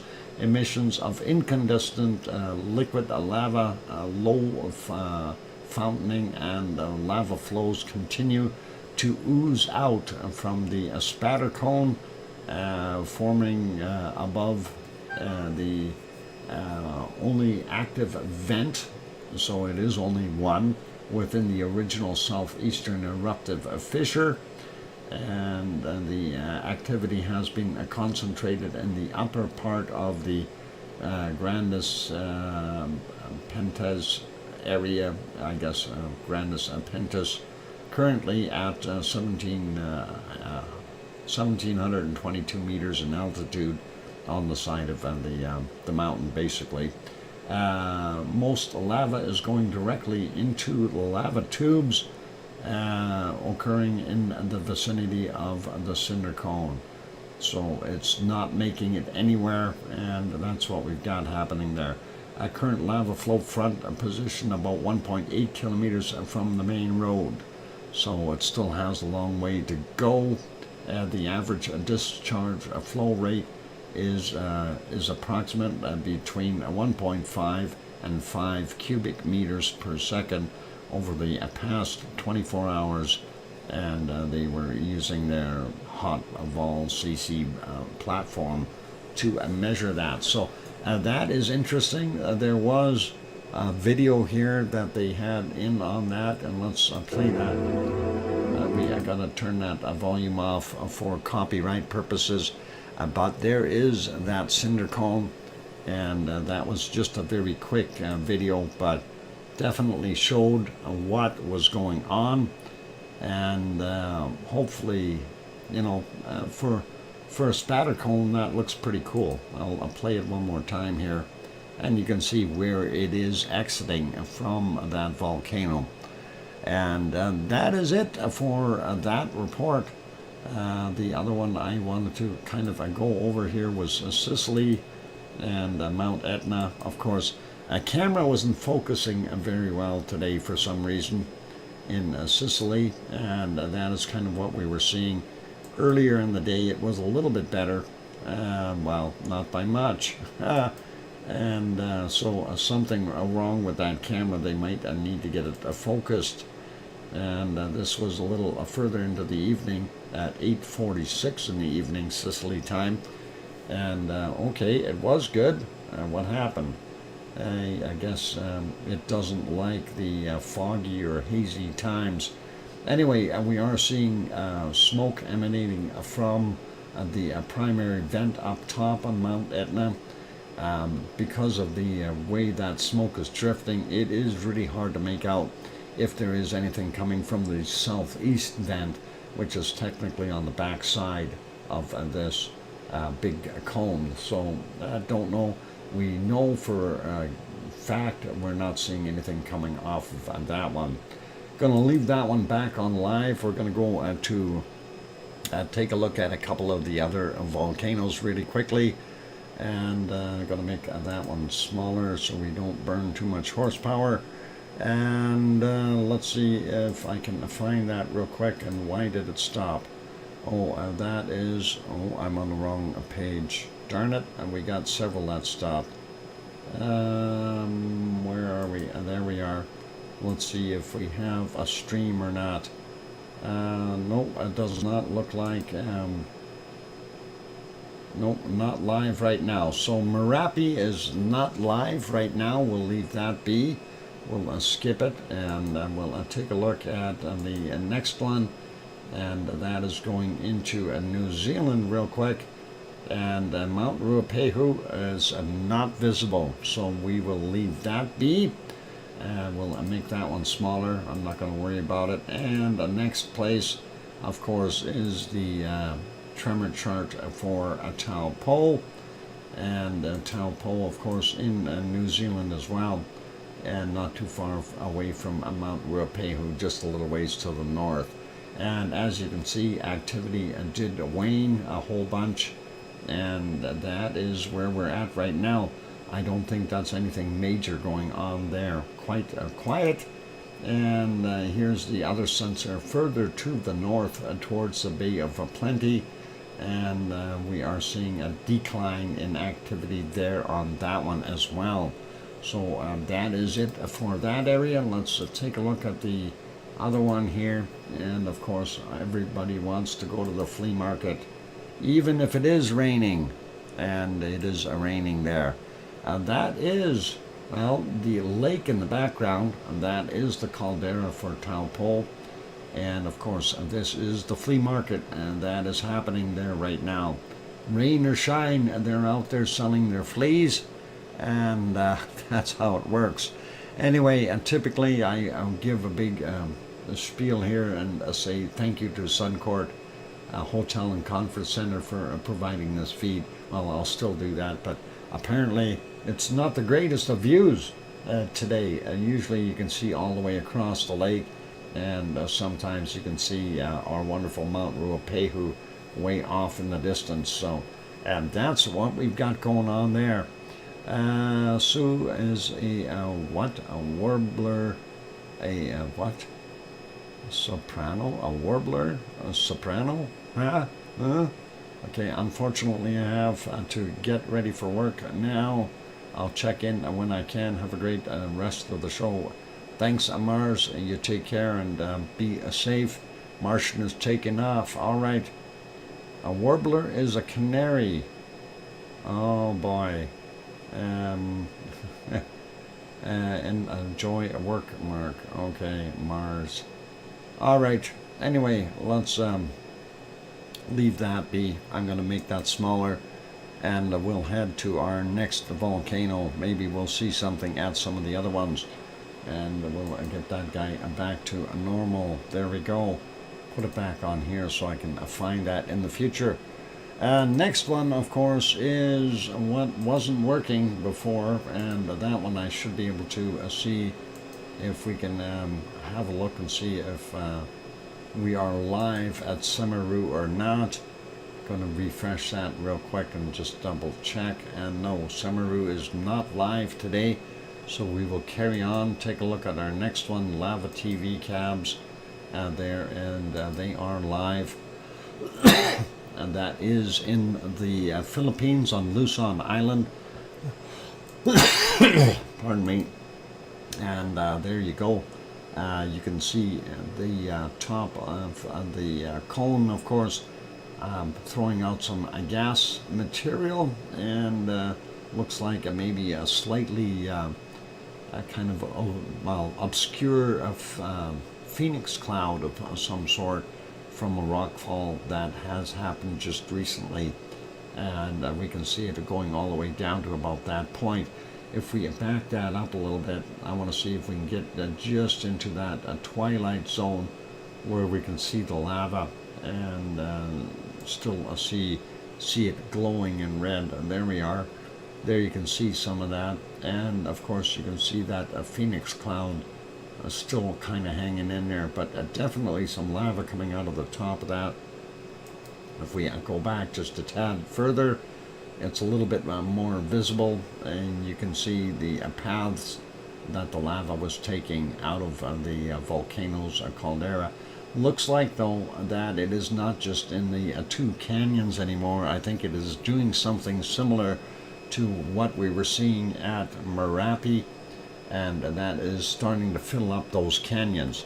That effusive lava, if it only travels a certain amount of distance and sits and cools, then that is what we're going to see. It's going to fill up those canyons up top, and then we will see the delta grow larger and larger as far as the way the lava will spread out as it's coming out, so it doesn't take very, very long.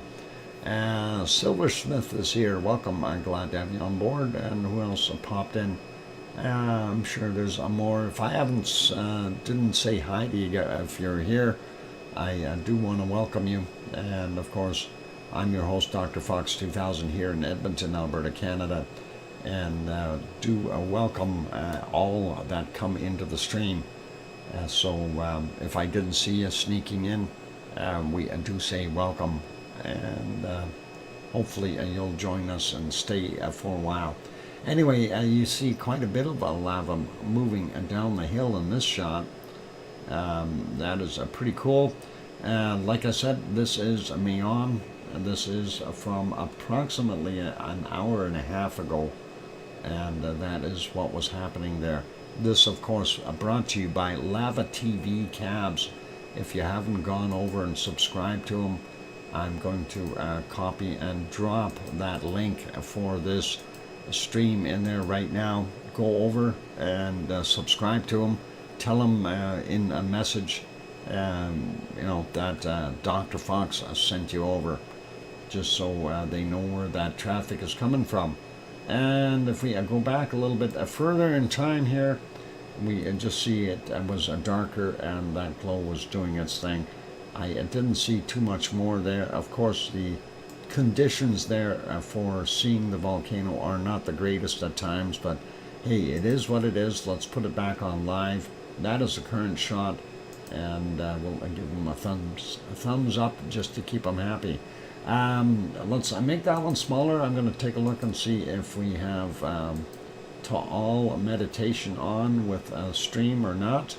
And no, we don't. And the other one that we want to check is Madame Rutsa, and see if we see anything from Taal. So nothing there from Madame Rutsa either.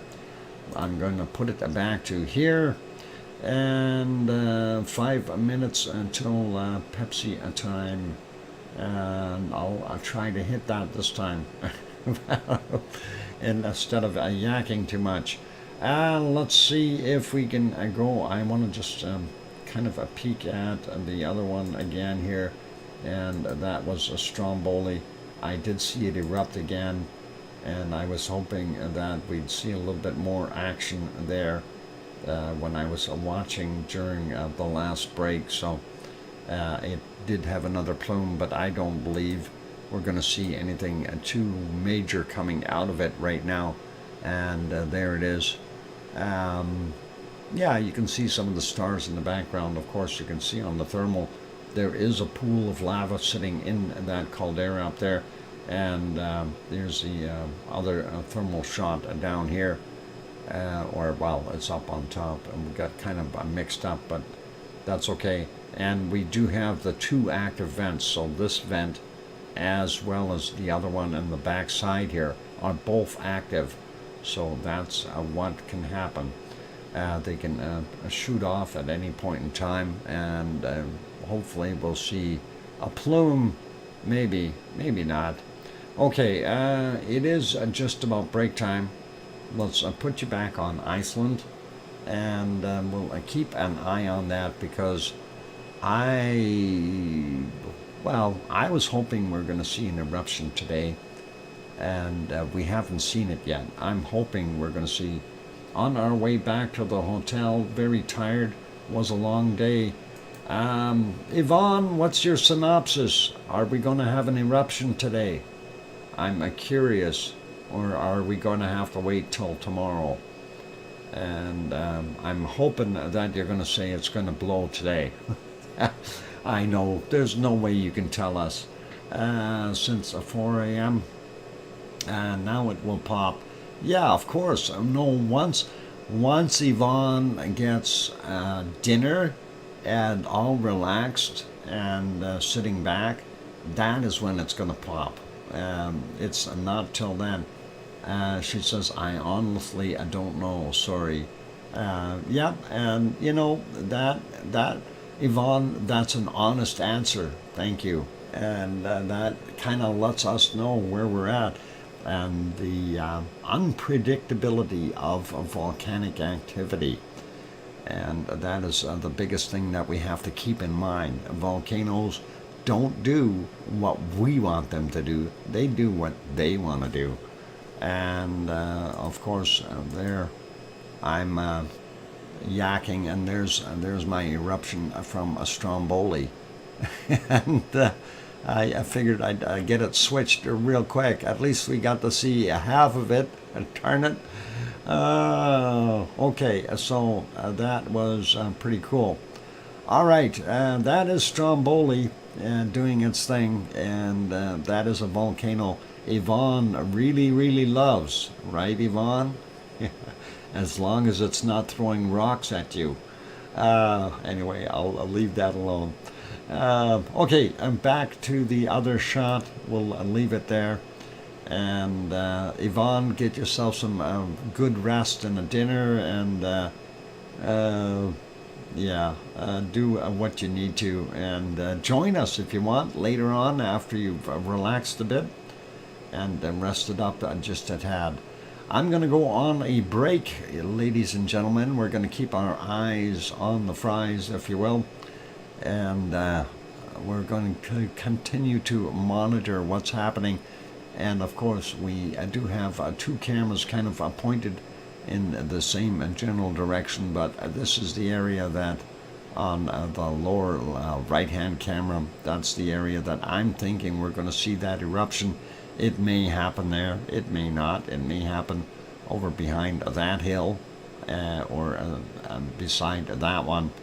You don't know. That's a little ram over there. So I'm still thinking and prone to think that it will be here in the northwestern portion of Meridalia. On that note, if you have not yet hit that like button, please give it a quick bop. That'll be awesome. Quick result of the poll. We've had 85 votes.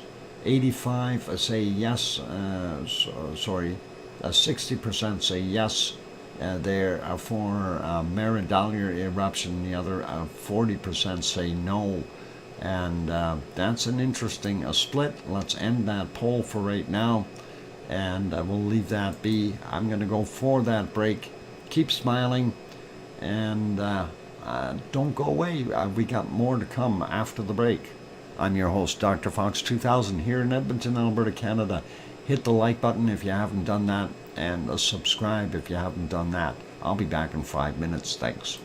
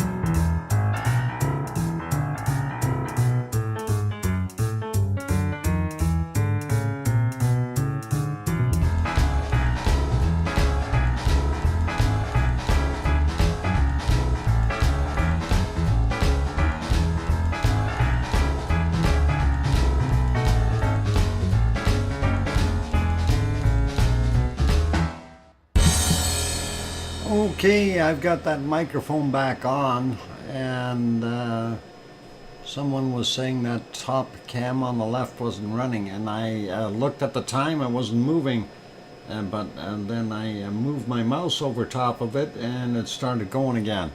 I'm not sure exactly what's going on. And thank you for the welcome backs, you guys. I'm not going to be hanging in here too long here, but we're going to do our thing with having a quick look at earthquakes around the planet, the volcano report, and maybe take a quick peek at SO2 is what we've got left. Thank you for the welcome backs from Henry and Kevin and Susie. And I can hear you, DrFox2000 from Sharon Stewart. And Honeydew saying hi, Doc. Okay. Honey, was it you that was saying, Honeydew was saying about the spot there over, that is in Geldingadalur, over on the west side of Ragnar. And I'm going to try to get that one on the screen here independently and see if we can find it. Things have all moved around on me, so bear with me and we'll see if we can find that one. We'll go to here for right now, and which one is it? It's not that one. It would be in here somewhere. Let's see if we can find it. Nope, not that guy. And yeah, that's the one that they've got here. So the area that you're talking about, there's Ragnar there, and you're referring to this patch is what I'm assuming. And yes, there is a fair amount of smoke coming off, or steam coming off of that area. Now, I'm not going to call it steam actually, because what happened is that area is still quite hot underneath, so that always has steamed and stayed dry after the rains. Everything has evaporated, so that's what we were seeing in that area. So what you're seeing there is smoke, and there's a little bit of a smoke right in front of Ragnar as well, or smoke or steam, either or. It's definitely coming from those places as well, in addition to what we've seen in the back portion of the northwestern corner of Meridalier. So interesting to see that.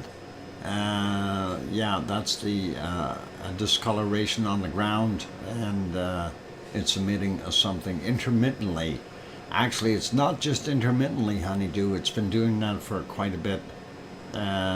Well, it's being reheated is what's going on, because we know in that area it's between about 80 to 120 meters thick as far as lava that was poured in there by Ragnar, and that lava is still glowing hot inside. You go down about 20 meters underneath the crust, and it is just at a tremendous temperature, still somewhere around 8 to 900 degrees Celsius.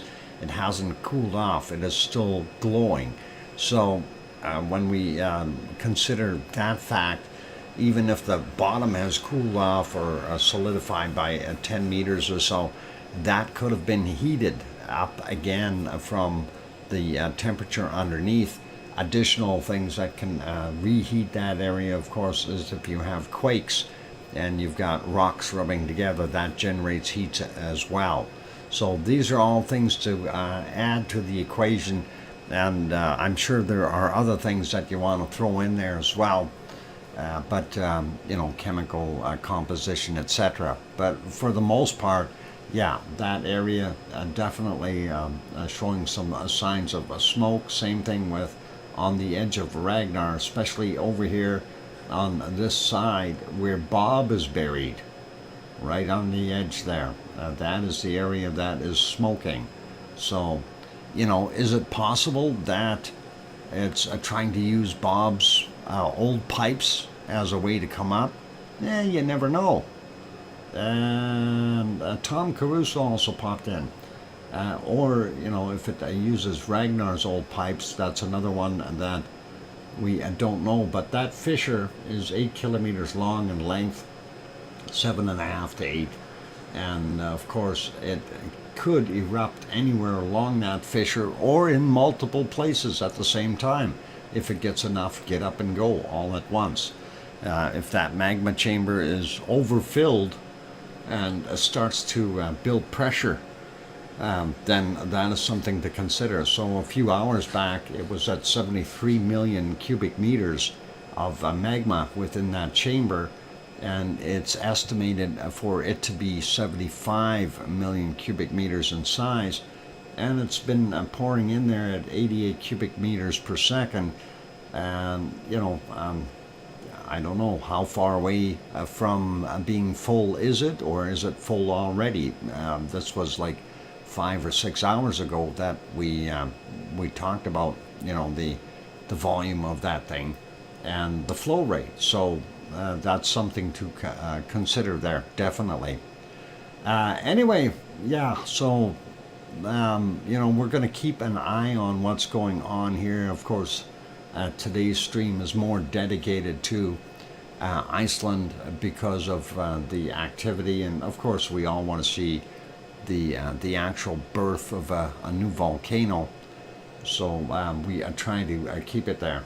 Yeah, it's like it's pressurized and gases heading out and seeking ways to.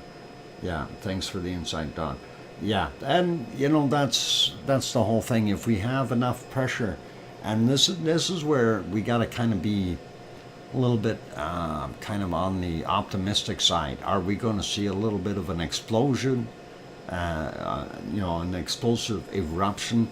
And I'm going to kind of say I doubt that we'll see an explosive eruption. It may have more force and more flow rate at the beginning than the other ones did. But I don't believe we're going to see anything go kaboom, okay? I think it is going to be dangerous if this is in fact going to put out somewhere around 80, the same as the inflow, 88 million cubic meters per second. 88 cubic meters per second. If it has that inflow, the outflow, of course, should be equal to that, or so you would think. And that is roughly, Ragnar, for the most part, averaged around, 12 to 15 cubic meters per second. If, and at its high peak times, maybe up to a 30 maximum, when we were seeing the very high plume and eruption stuff going on with the geyser action. If we are seeing 88, that's almost 3 times as much. So consider that, and consider if that was only coming from one vent. I think there would be something somewhat crazy about that as far as the volume. So I'm thinking what's going to end up happening is we're going to see this pop into 2 or 3 vents. We possibly will have one down in Meridalier, where we're seeing that smoke down there. There could be one up top here. Could be something happening on the site of Ragnar. Truthfully, I'd love to see Ragnar pop again. I really, really would. So there is, pardon me, there is such a large possibility of different events happening here. It's I don't know if I'm going to say unimaginable. I mean, we can imagine a lot. So are we going to be able to see it happening up here in Geldingadarler? Are we going to see it on the side of Ragnar, or are we in fact going to be down here in the valley here in the northwestern portion of Meridalier? As you can see, that smoke emanating from 2 different locations. So that's something to consider. And another one, don't forget about this is flow right here. So is flow's plumbing. We haven't ever talked about it. Has it completely collapsed? is flow a viable source? We could possibly get something through there. The trifecta was laughed off. Not really laughed off, dude. Seriously. Wait, I've been saying that for hours. Yeah, we have to consider everything when we look at a volcano. So, is there something? And again, we still have to put in the other option too. What could happen is that this could in fact just cease. Not enough lava was your thought at the time. Yeah, well, this is the other thing. That is what I'm saying now. That's another option, right? So if you have the volume still flowing in, then we will get enough lava. But if we, if it stops and we get a more space in the chamber somehow by it having another shake and moving apart, is it possible that we aren't going to see anything? Welcome back, Sue. And stunning. Okay, thank you. And yeah, painted it myself. That is the sunset there, and they are at 23:10 is the time there in Iceland. So 10 minutes after 11 p.m. and the sun has not set yet. Yeah, time will tell. Until then it's all ifs and buts. Absolutely, dude. It's true. We can only hypothesize with what we've got facts for, right? And it's what we've got on the plate right now. So it is what it is. Just a waiting game. Yep, you got it, Cursed. And that is indeed what it is. And there are multiple shots of that sunset. So anyway, I did not get a break. I was busy doing things. And I do want to continue on with doing the stream here. We did talk about doing the volcano report. And I will have to go dig that out. As soon as I can find it, we'll definitely do that right away, and then I'm going to go take a break. And volcano report, there we go, and thank you, Sue, for sending that in. So, volcanic activity from around the world. Yesterday, late Friday's volcanic activity, we had 4 volcanoes on the list. And that is Sangay in Ecuador. A recent Avona report to 22,000 feet or 6,700 meters for our wonderful Sangay in Ecuador. And that was reported at 2000 hours. Ubanas in Peru, continuous ash emissions to 22,000 feet, 6,700 meters. And that was reported at 2100. Santiaguito in Guatemala, no recent volcanic ash observed, reported to 2245. Sabancaya in Peru, continuing emissions to 23,000 feet, 7,000 meters, reported at 2300 last night. And those are those ones. And next we have 8 on the list for today, and of course we'll go through those. Let's see, Reventador in Ecuador, the Havana report received to 14,000 feet or 4,300 meters, reported at 45 minutes after midnight. And next volcano is Fuego in Guatemala. Occasional volcanic ash emissions to 17,000 feet at 5,200 meters, reported at 1:15 a.m. Next one is Nevado del Ruiz in Colombia. Havana report on that one received to 23,000 feet or 7,000 meters, reported at 1:45 a.m. Mayon on Luzon Island in the Philippines, eruption cloud unknown height, reported at 3:30 a.m. And then eruption of volcanic ash cloud unknown height reported at 10:15 again. So that is twice that they've seen some good plumes coming out of there. Ubanas in Peru, continuing emissions to 21,000 feet, 6,400 meters, reported at 9 a.m. Sabancaya in Peru, puff emissions to 23,000 feet, or 7,000 meters, reported at 11 a.m. And Popocatépetl in Mexico, volcanic ash emissions to 18,000 feet, or 5,500 meters, reported at 12 noon. And the last one on the list is Sangay in Ecuador, still doing its thing. Volcanic ash emissions observed to 20,000 feet, 6,100 meters, reported at 15:30.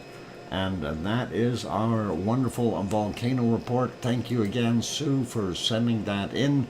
I wanted to make sure that we covered that, and that is good. And let's see, Bloxy Man 22 in the house. And let's see, who else we got? Is it barely a set below the... Yeah, the sun kind of dips, and then it comes right back up. It's about to go for its dip. And we'll see it come back up in about 2 or 3 hours. 3 hours it'll be visible again. So that is kind of what we got going on there.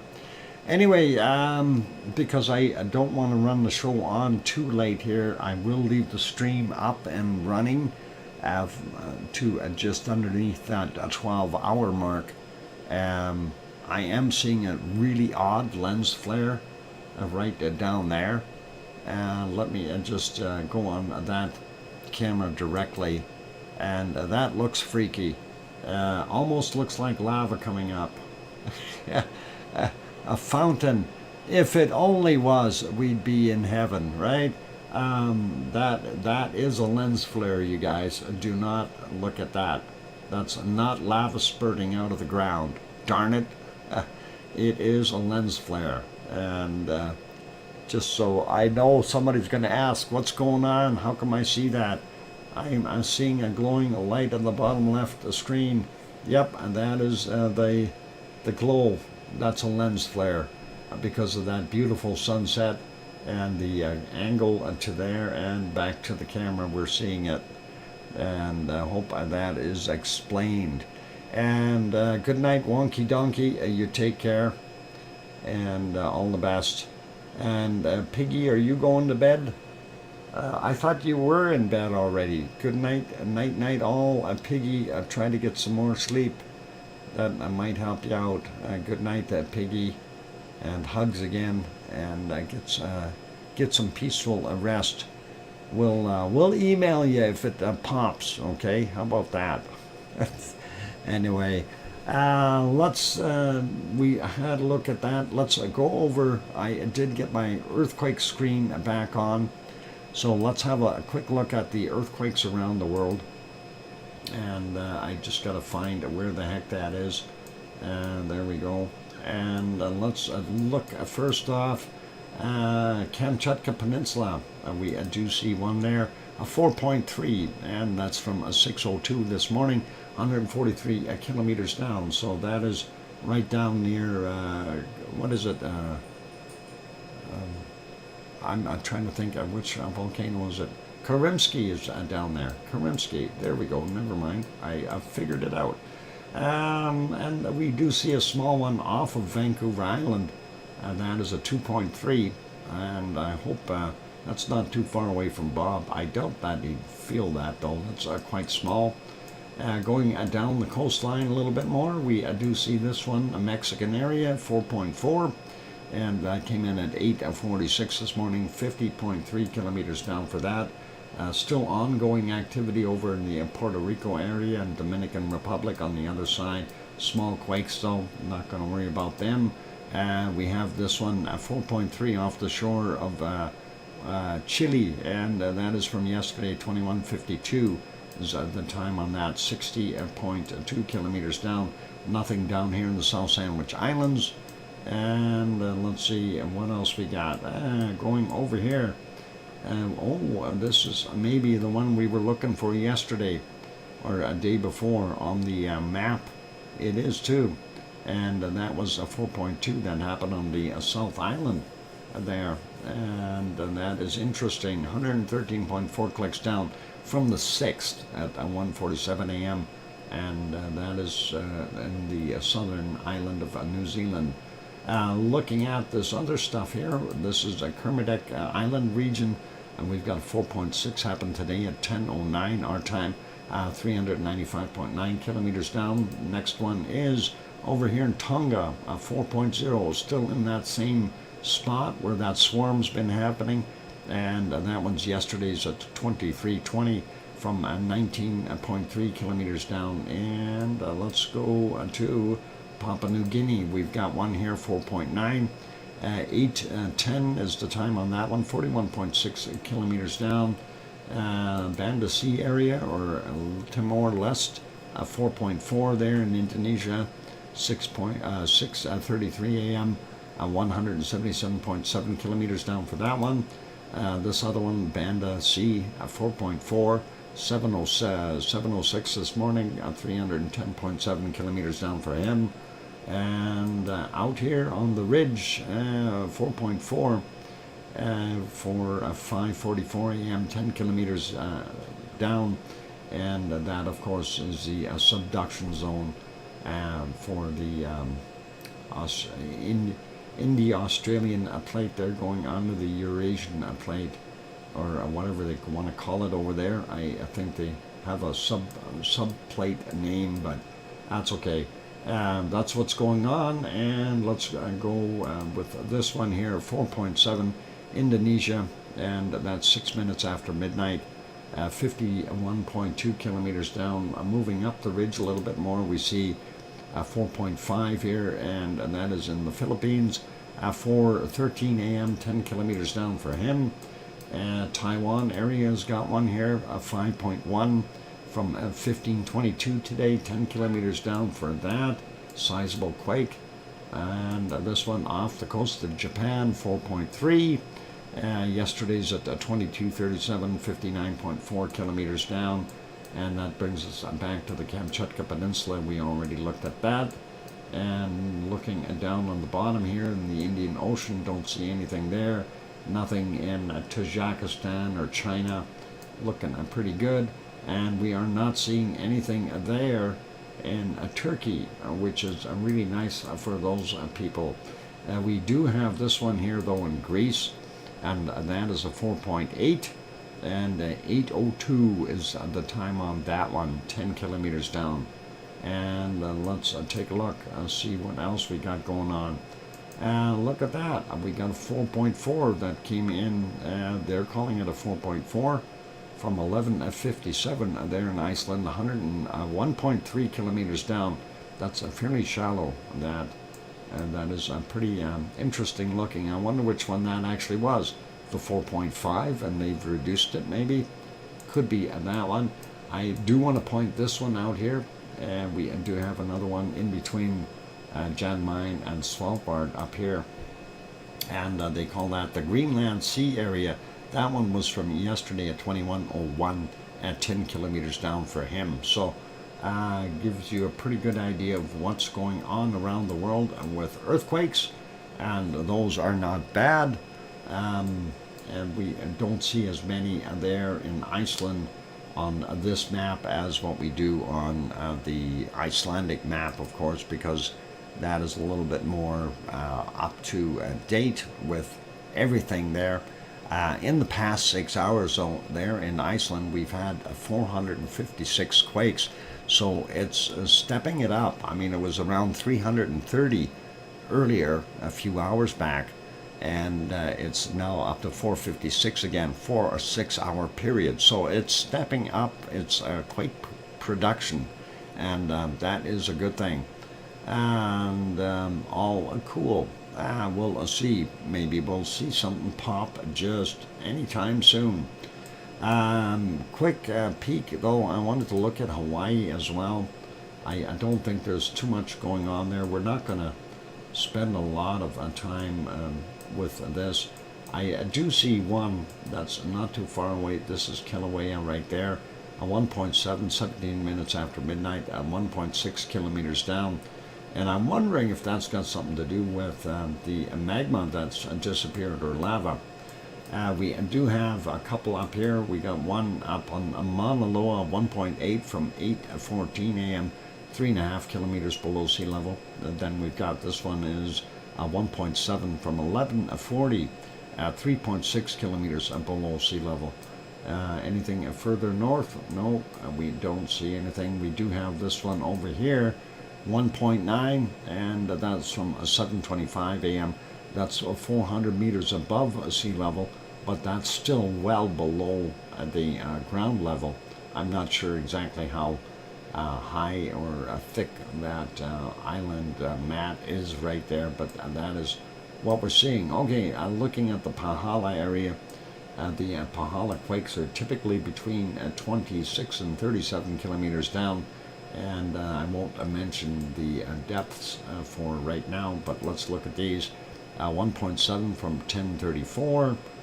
The newest one here is also 1.7 from 17:14. The next one up, 2.2 from 18:11 yesterday.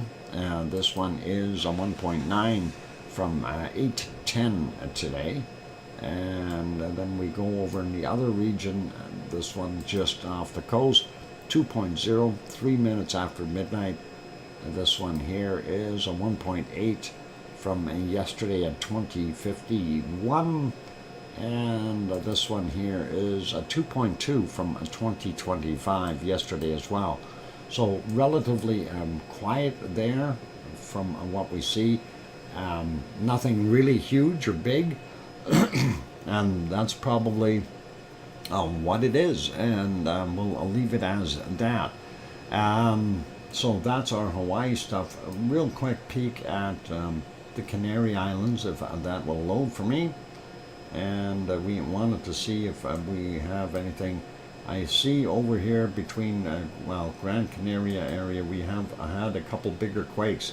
3.7 that came in on the 6th. We didn't see that 8:30 a.m. The other one is a 3.3, and that is 8:35 on the 6th.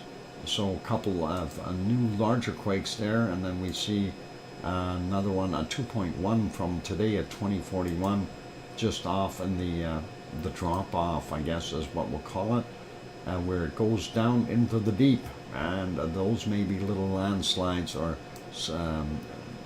landslides underwater. You never know. Quite a bit of little tremor activity there on Tenerife. Not sure what that's all about.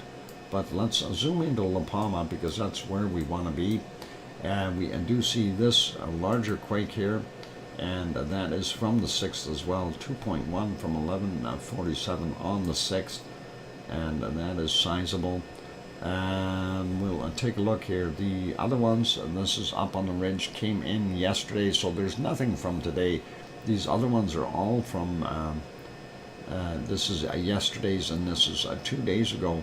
And that's 3 days ago. So really nothing major or new that we need to worry about. There in the Canary Islands, we do have that one off ashore here a little ways, 1.7 from the 6th as well. So that's it for there. And what we'll do, a 5-minute warning, thanks Sue. We're already burning over that a little bit. I'm going to put it back onto the multi-screen here. And I am going to go take that break. What we're going to do after the break is just kind of go over the SO2 map. I don't want to do the weather part today because we don't really need to do that. Weather, everyone can get that everywhere, but we'll leave that out of the show for now. And we'll do the SO2 thing though. And then I will wrap it up for my portion of the show. I do want to go eat some dinner, things like this. So we gotta figure that out. I've been on here with this Well, I came on at 2, so I've been at 3.5 hours already, and you know that by the time we finish, it'll be 4 hours. That's long enough for me to stream. And of course, I get rich doing that, don't I? I'm kidding. Let's see. I'm trying to divide the donations into hourly wage and then the extra for putting things together. Yeah, I make like $3 an hour. Awesome. Anyway, no worries, you guys. That is all cool. I'm just kidding around about that.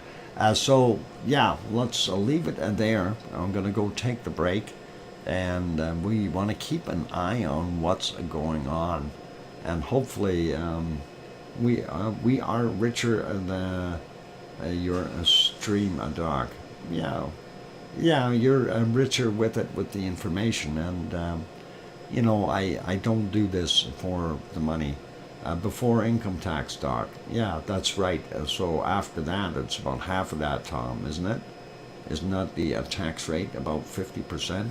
Yeah.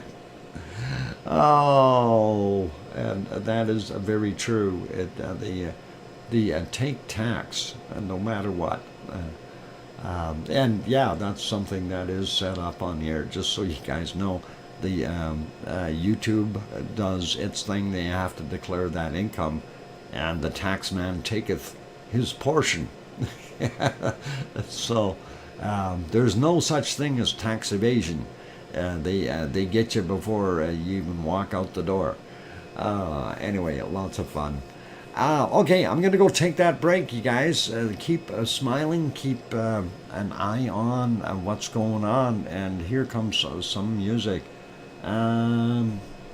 If it does start erupting, screaming in the chat will give it away. Oh yeah, if you're screaming in the chat, we'll know right away. And I mean, I'm here anyway, kind of watching the screen, so we'll know.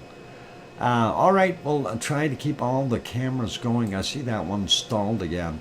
We're gonna have to see. Anyway, here's some music, and hit the like button if you haven't done that yet. Subscribe if you haven't subscribed yet. I'm your host, DrFox2000. I'll be back in a few minutes. Thanks.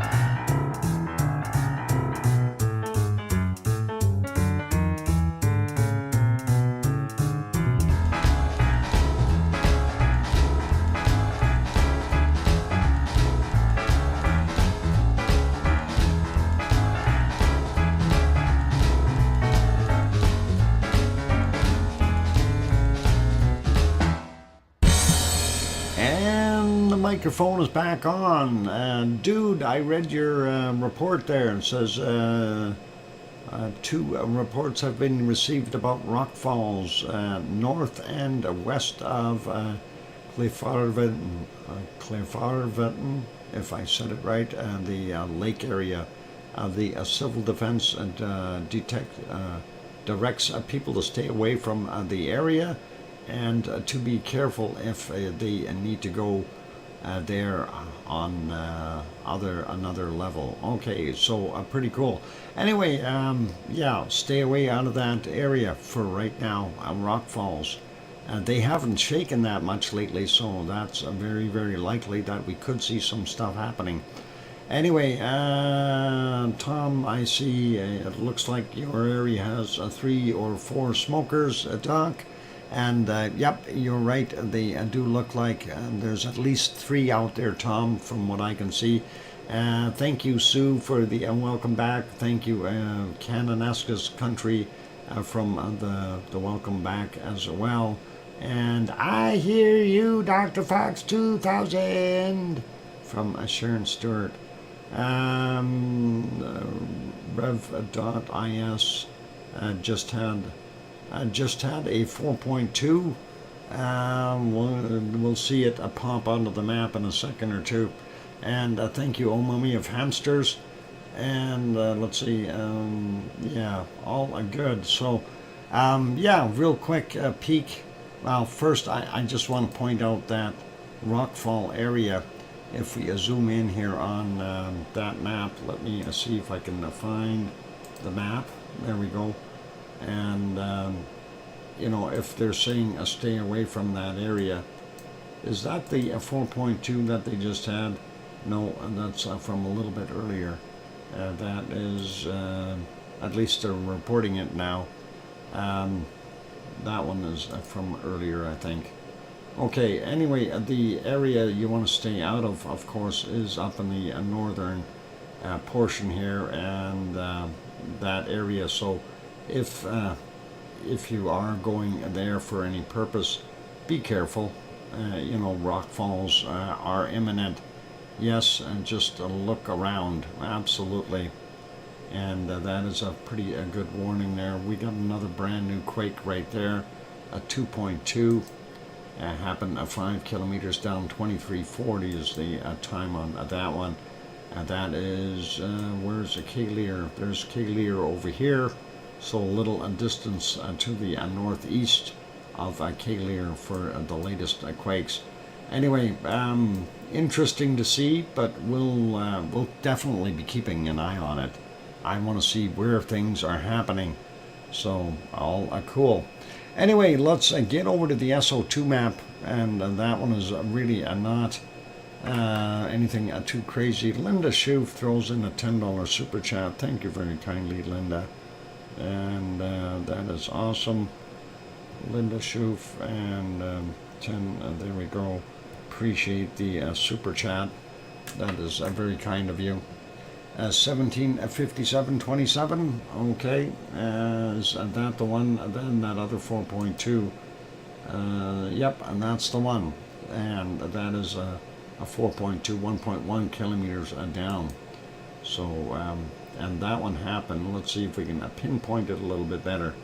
Yeah, 4.2 is right there, right in the swampy stuff. And that's what we've got going on. So there you go, dude. Right on the money. Okay, let's carry on with the SO2 map. And I do have that loaded up here somewhere. And there we go. So again, today I'm not going to spend a lot of time on it. We can see we've got a fair amount of SO2 coming. It doesn't look like it's from... it looks like it's Klayashevskoye rather than, or Bezimiani, rather than up here at Shivalish, and then Karimsky is likely putting out some as well. We see that drifting off. There's a low here with rain in it, getting rid of it for us. So that is all cool. Pretty normal looking there in Alaska. Looks like with the heat, we are seeing some of those fires again. in Alberta, as well as British Columbia, and even up here in the Northwest Territories and the Yukon as well. Some plumes drifting out into Saskatchewan a little bit. We do see this one in northern Ontario, and the SO2 from the fires in Quebec is migrated to the east, just about into Labrador. Looks like most of the U.S. is looking actually pretty darn good. That is just about all of it. It's a little bit right here coming up from Popocatépetl. This low here is drawing that up and pulling it into the Los Angeles area, into California. So SO2 a little bit higher there. And then we see here in Texas as well, the southern portions of Texas, and getting out into the Gulf of Mexico. Slightly higher levels we see here. Looks like Parksburg to Pittsburgh, Newcastle area, elevated levels. We got to remember this is the industrial breadbasket, so we're going to see higher SO2 levels from that area, and that's okay. Pretty normal. Going to Central America along the coastline, not a surprise. Nevado del Ruiz and his buddies here dumping that into the Pacific as well. Sabancaya and Ubinas creating this. It's a team effort, and we are seeing that go all the way into Brazil, through most of Bolivia, then the rest of the Chilean stuff.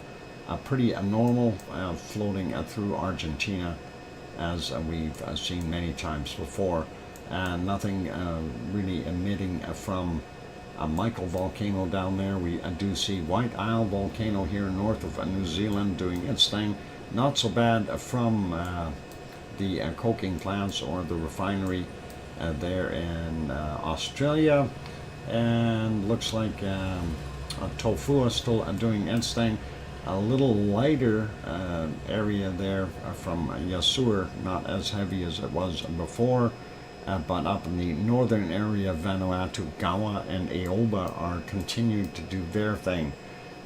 This is a little confusing.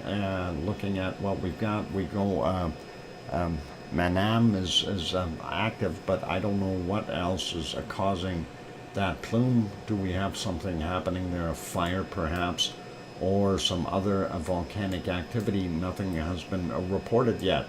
Lualtulak is right in there, then Semeru, Merapi, and of course we've got Jakarta, as well as our wonderful Krakatau right in here, doing that area in. And moving up, Marapi and Kerinci doing their thing, and then Sinabung over here continuing with its output.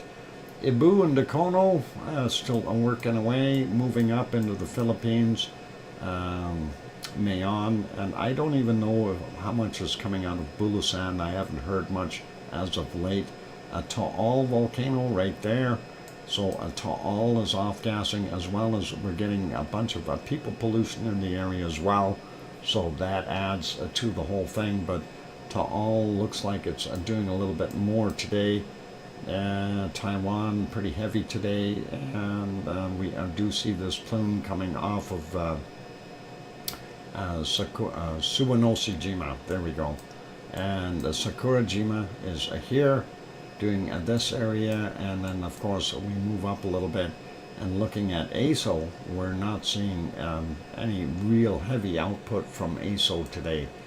Moving up a little bit further here to Tokyo area. That is Tokyo, but we see this plume area here. That is likely generated by Asama.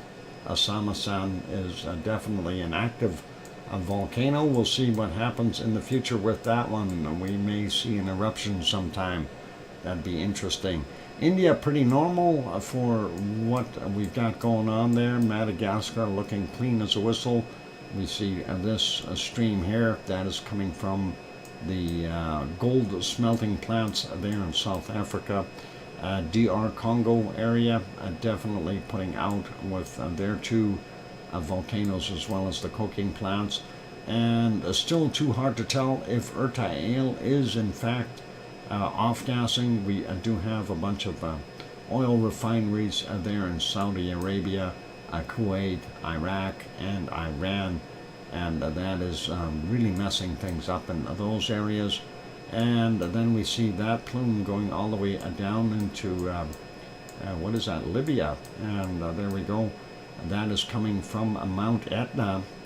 And then again, you see the heavier plume coming from Stromboli today. And well, we already seen what Stromboli was doing, so we kind of got the insight on that. Looks pretty normal for the rest of Europe, nothing too crazy. And looking at the Reykjanes Peninsula, we are seeing a more increased off-gassing, or SO2, and I don't know if I want to blame this on just general living, or are we seeing gases coming up from the volcano? We know we have a bunch of areas that have little smokers, and they could be responsible for a portion of that extra exhaust stuff. Moving back to this scene here, actually I wanted to get into the single shots. Gotta try to get on the other, not that one, hang on. Gotta find where I am. Oh, it's tough when you have to try to rebuild things. Okay, so looking at this area here, we are seeing definitely an increase. I'm gonna actually just cheat because I had to delete a bunch of stuff. I'm gonna just make that just a little bit bigger for us so we can see what it's looking like. And I don't need to be perfect, but at least it gives you a little bit more of an idea. We can see that a little closer up. Definitely two spots, and then we see that middle area here and something on the side. I'm not sure if that is what we've got. Grandma B, welcome, and glad to have you back in here. Yes, a dark smoke. We are seeing that, and that is something that we need to figure out what's going on with that one. And we do know that there are other plumes still kind of fuming a little bit in a few other places. So if we get rid of this guy, and we'll maybe go over to one of the other views, this one here, and I know it's tough to see, but down here we used to have, this is at the foot of Stóri-Hrúgur, and the northwestern part there. We aren't seeing that much come out of it today. Yesterday we did, and let's see, I don't see too much else on this one right now. It's hard to see when you got that light kind of silhouetting a little bit, and it's just one of those things. We'll have to wait till the sun dips and comes back up and go from there. Blanket high from me to, okay, there, a blanket. Does that mean you're under the covers, Alex? If you're laying in your bed with your phone in your hand, I mean, it is just about midnight there, isn't it? So you definitely would be a blanket, a cover, a blanket high. Anyway, never mind. A bad humor. Bad humor. This, of course, being the other ones here. And looking over, and you can see Ragnar there. We see some smoke in that area. And then, of course, over there is Geldingadarler, where that lighter area is. And we are seeing some smoke there. So definitely some smoke right at Ragnar. And that is pretty interesting. Tell him a bedtime story, Doc. No, I'm fresh out of bedtime stories. I can't do that. Alex he doesn't need a bedtime story. Anyway, I shouldn't have ever done that. I started something that I shouldn't have done, right? Anyway, looking at some of these other ones, I'm waiting for things to get back up here. I still haven't fixed them up. And of course we're panning around looking in some of the other areas, looking for hot spots, and that's what they're doing. This one, of course, what is it? Litli Hurte as Suter, and that is the south view off of Little Ram, and that is kind of what we're seeing there. And the next one is likely the north view off of a Little Ram, and that's exactly what they're looking at. Well, that's where the location is. They're looking to the northwest. So a little bit over on this side is where Kalir is over on the right. Let's leave those be, and I think we're just about ready to wrap things up. This, of course, is from Reykjavik, or at least in that direction, and you can see Kalir right here, and the top of the Ragnar right in there. So that is awesome, and I'm going to wrap it up, and I want to say a big thank you to all of you for being here today. And again, this one is doing its thing. I'm still thinking we're going to get an eruption right in here. Fingers crossed, hoping it will. And it's a beer. Is it a beer time? I can't drink, unfortunately. Yeah, I hope they got beer brewing for all those good lava workers. Anyway, I will wrap it up from here, and be good, be kind, take care of yourselves, you guys. I am going to let the stream run, okay? We are at 7 hours and 10 minutes. I am going to let it run till we get to about 11 and a half hours on the stream clock. Then I will reset it. Dark smoke in the foreground behind the rocks. In the foreground behind the rocks, somewhere in here. Oh, you're talking about right here, Sue? Is that what you're saying? This spot right there? It does look like it's a little bit smoky there. And yep, it does look like it's coming up from down below. And that is on the edge of Storikruger. So that is something to consider.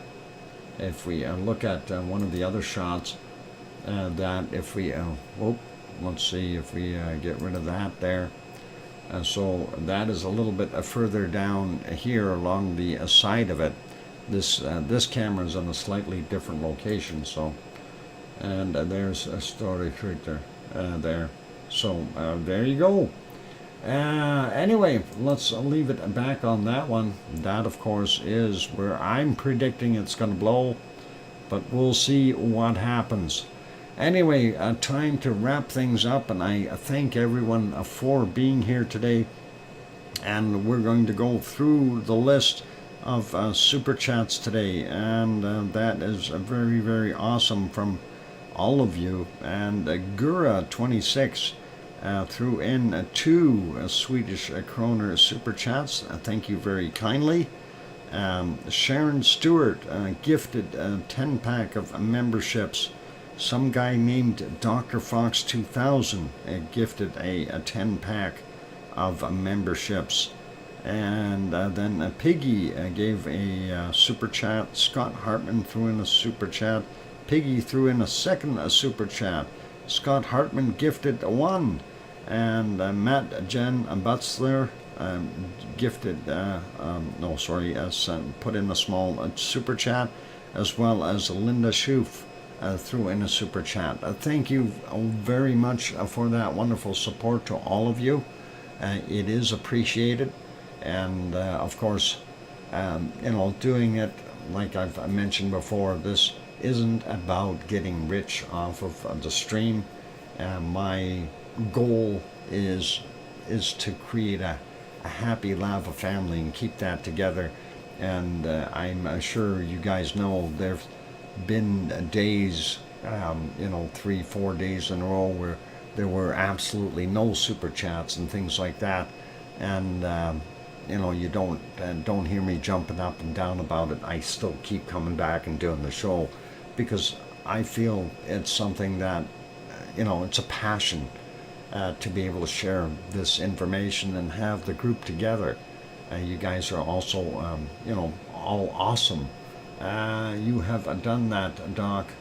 Awesome. And, well, for what we're doing, it's kind of a wonderful thing, and we like having everyone in here. And I think it is a really wonderful group of people that we've got. So it is what it is. Anyway, let's leave it there. Keep smiling, everyone, and be good and be kind and take care of yourselves. And like I said, we're going to leave this on for another, at least, I figure, 4 hours. So if something happens in the meantime, we get to watch it. And on here, I'll leave it on the 4 display screen, and that'll be awesome. Thank you all for being here today. A big thank you to our moderators, Arizona Snowman and Piggy, and I'm going to throw Yvonne Kunkel in there because she did contribute quite a bit today. Thank you, Yvonne. And also thank you to CND Boy and Gary 24/7 Live, AZ Skies, Mona Lisa Smiles, and Lucas Snow and Joseph Fields, Texas. Thank you, all the moderators. And if I missed anyone, please. Sue, of course, is in the stream as well. I just about forgot her. And she is a wonderful person, always sending in those wonderful volcano reports and stuff like that. A big help to the stream, and thank you for doing that, Sue. That is very awesome, and I know it takes a lot of time to do all that and to get those things together, and and I'm sure that you feel the same way with that, being passionate about what you're doing, right? And that's kind of where I'm at. Anyway, Arizona Snowman, thank you for being here. Okay, you guys, be good, be kind, take care of yourselves. I'm going to leave this on and run, and we'll throw that music back on. We'll get to the 4 display there, and we'll leave that up and running. You'll see things change on occasion because I'm trying to show things. So if you do happen to see the screen change, don't panic if you don't see it moving. Maybe just mention it somewhere along the way. We will make sure that we get things moving again, and hopefully everything will work out.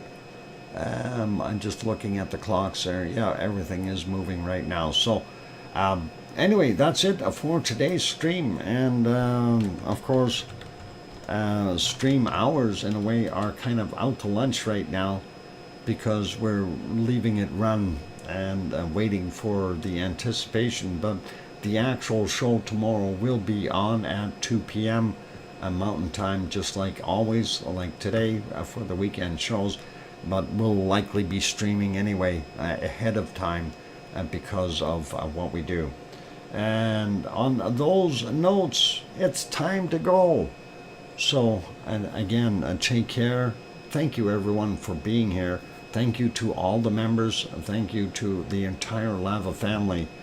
And please take care of yourselves. Have yourselves a good night or day, whichever it is that you're having. And just one last thing to add. Please, please, tell your loved ones that you love them tonight, for tomorrow is never promised. I'm your host, DrFox2000, here in Edmonton, Alberta, Canada. Good night and take care, and oink oink!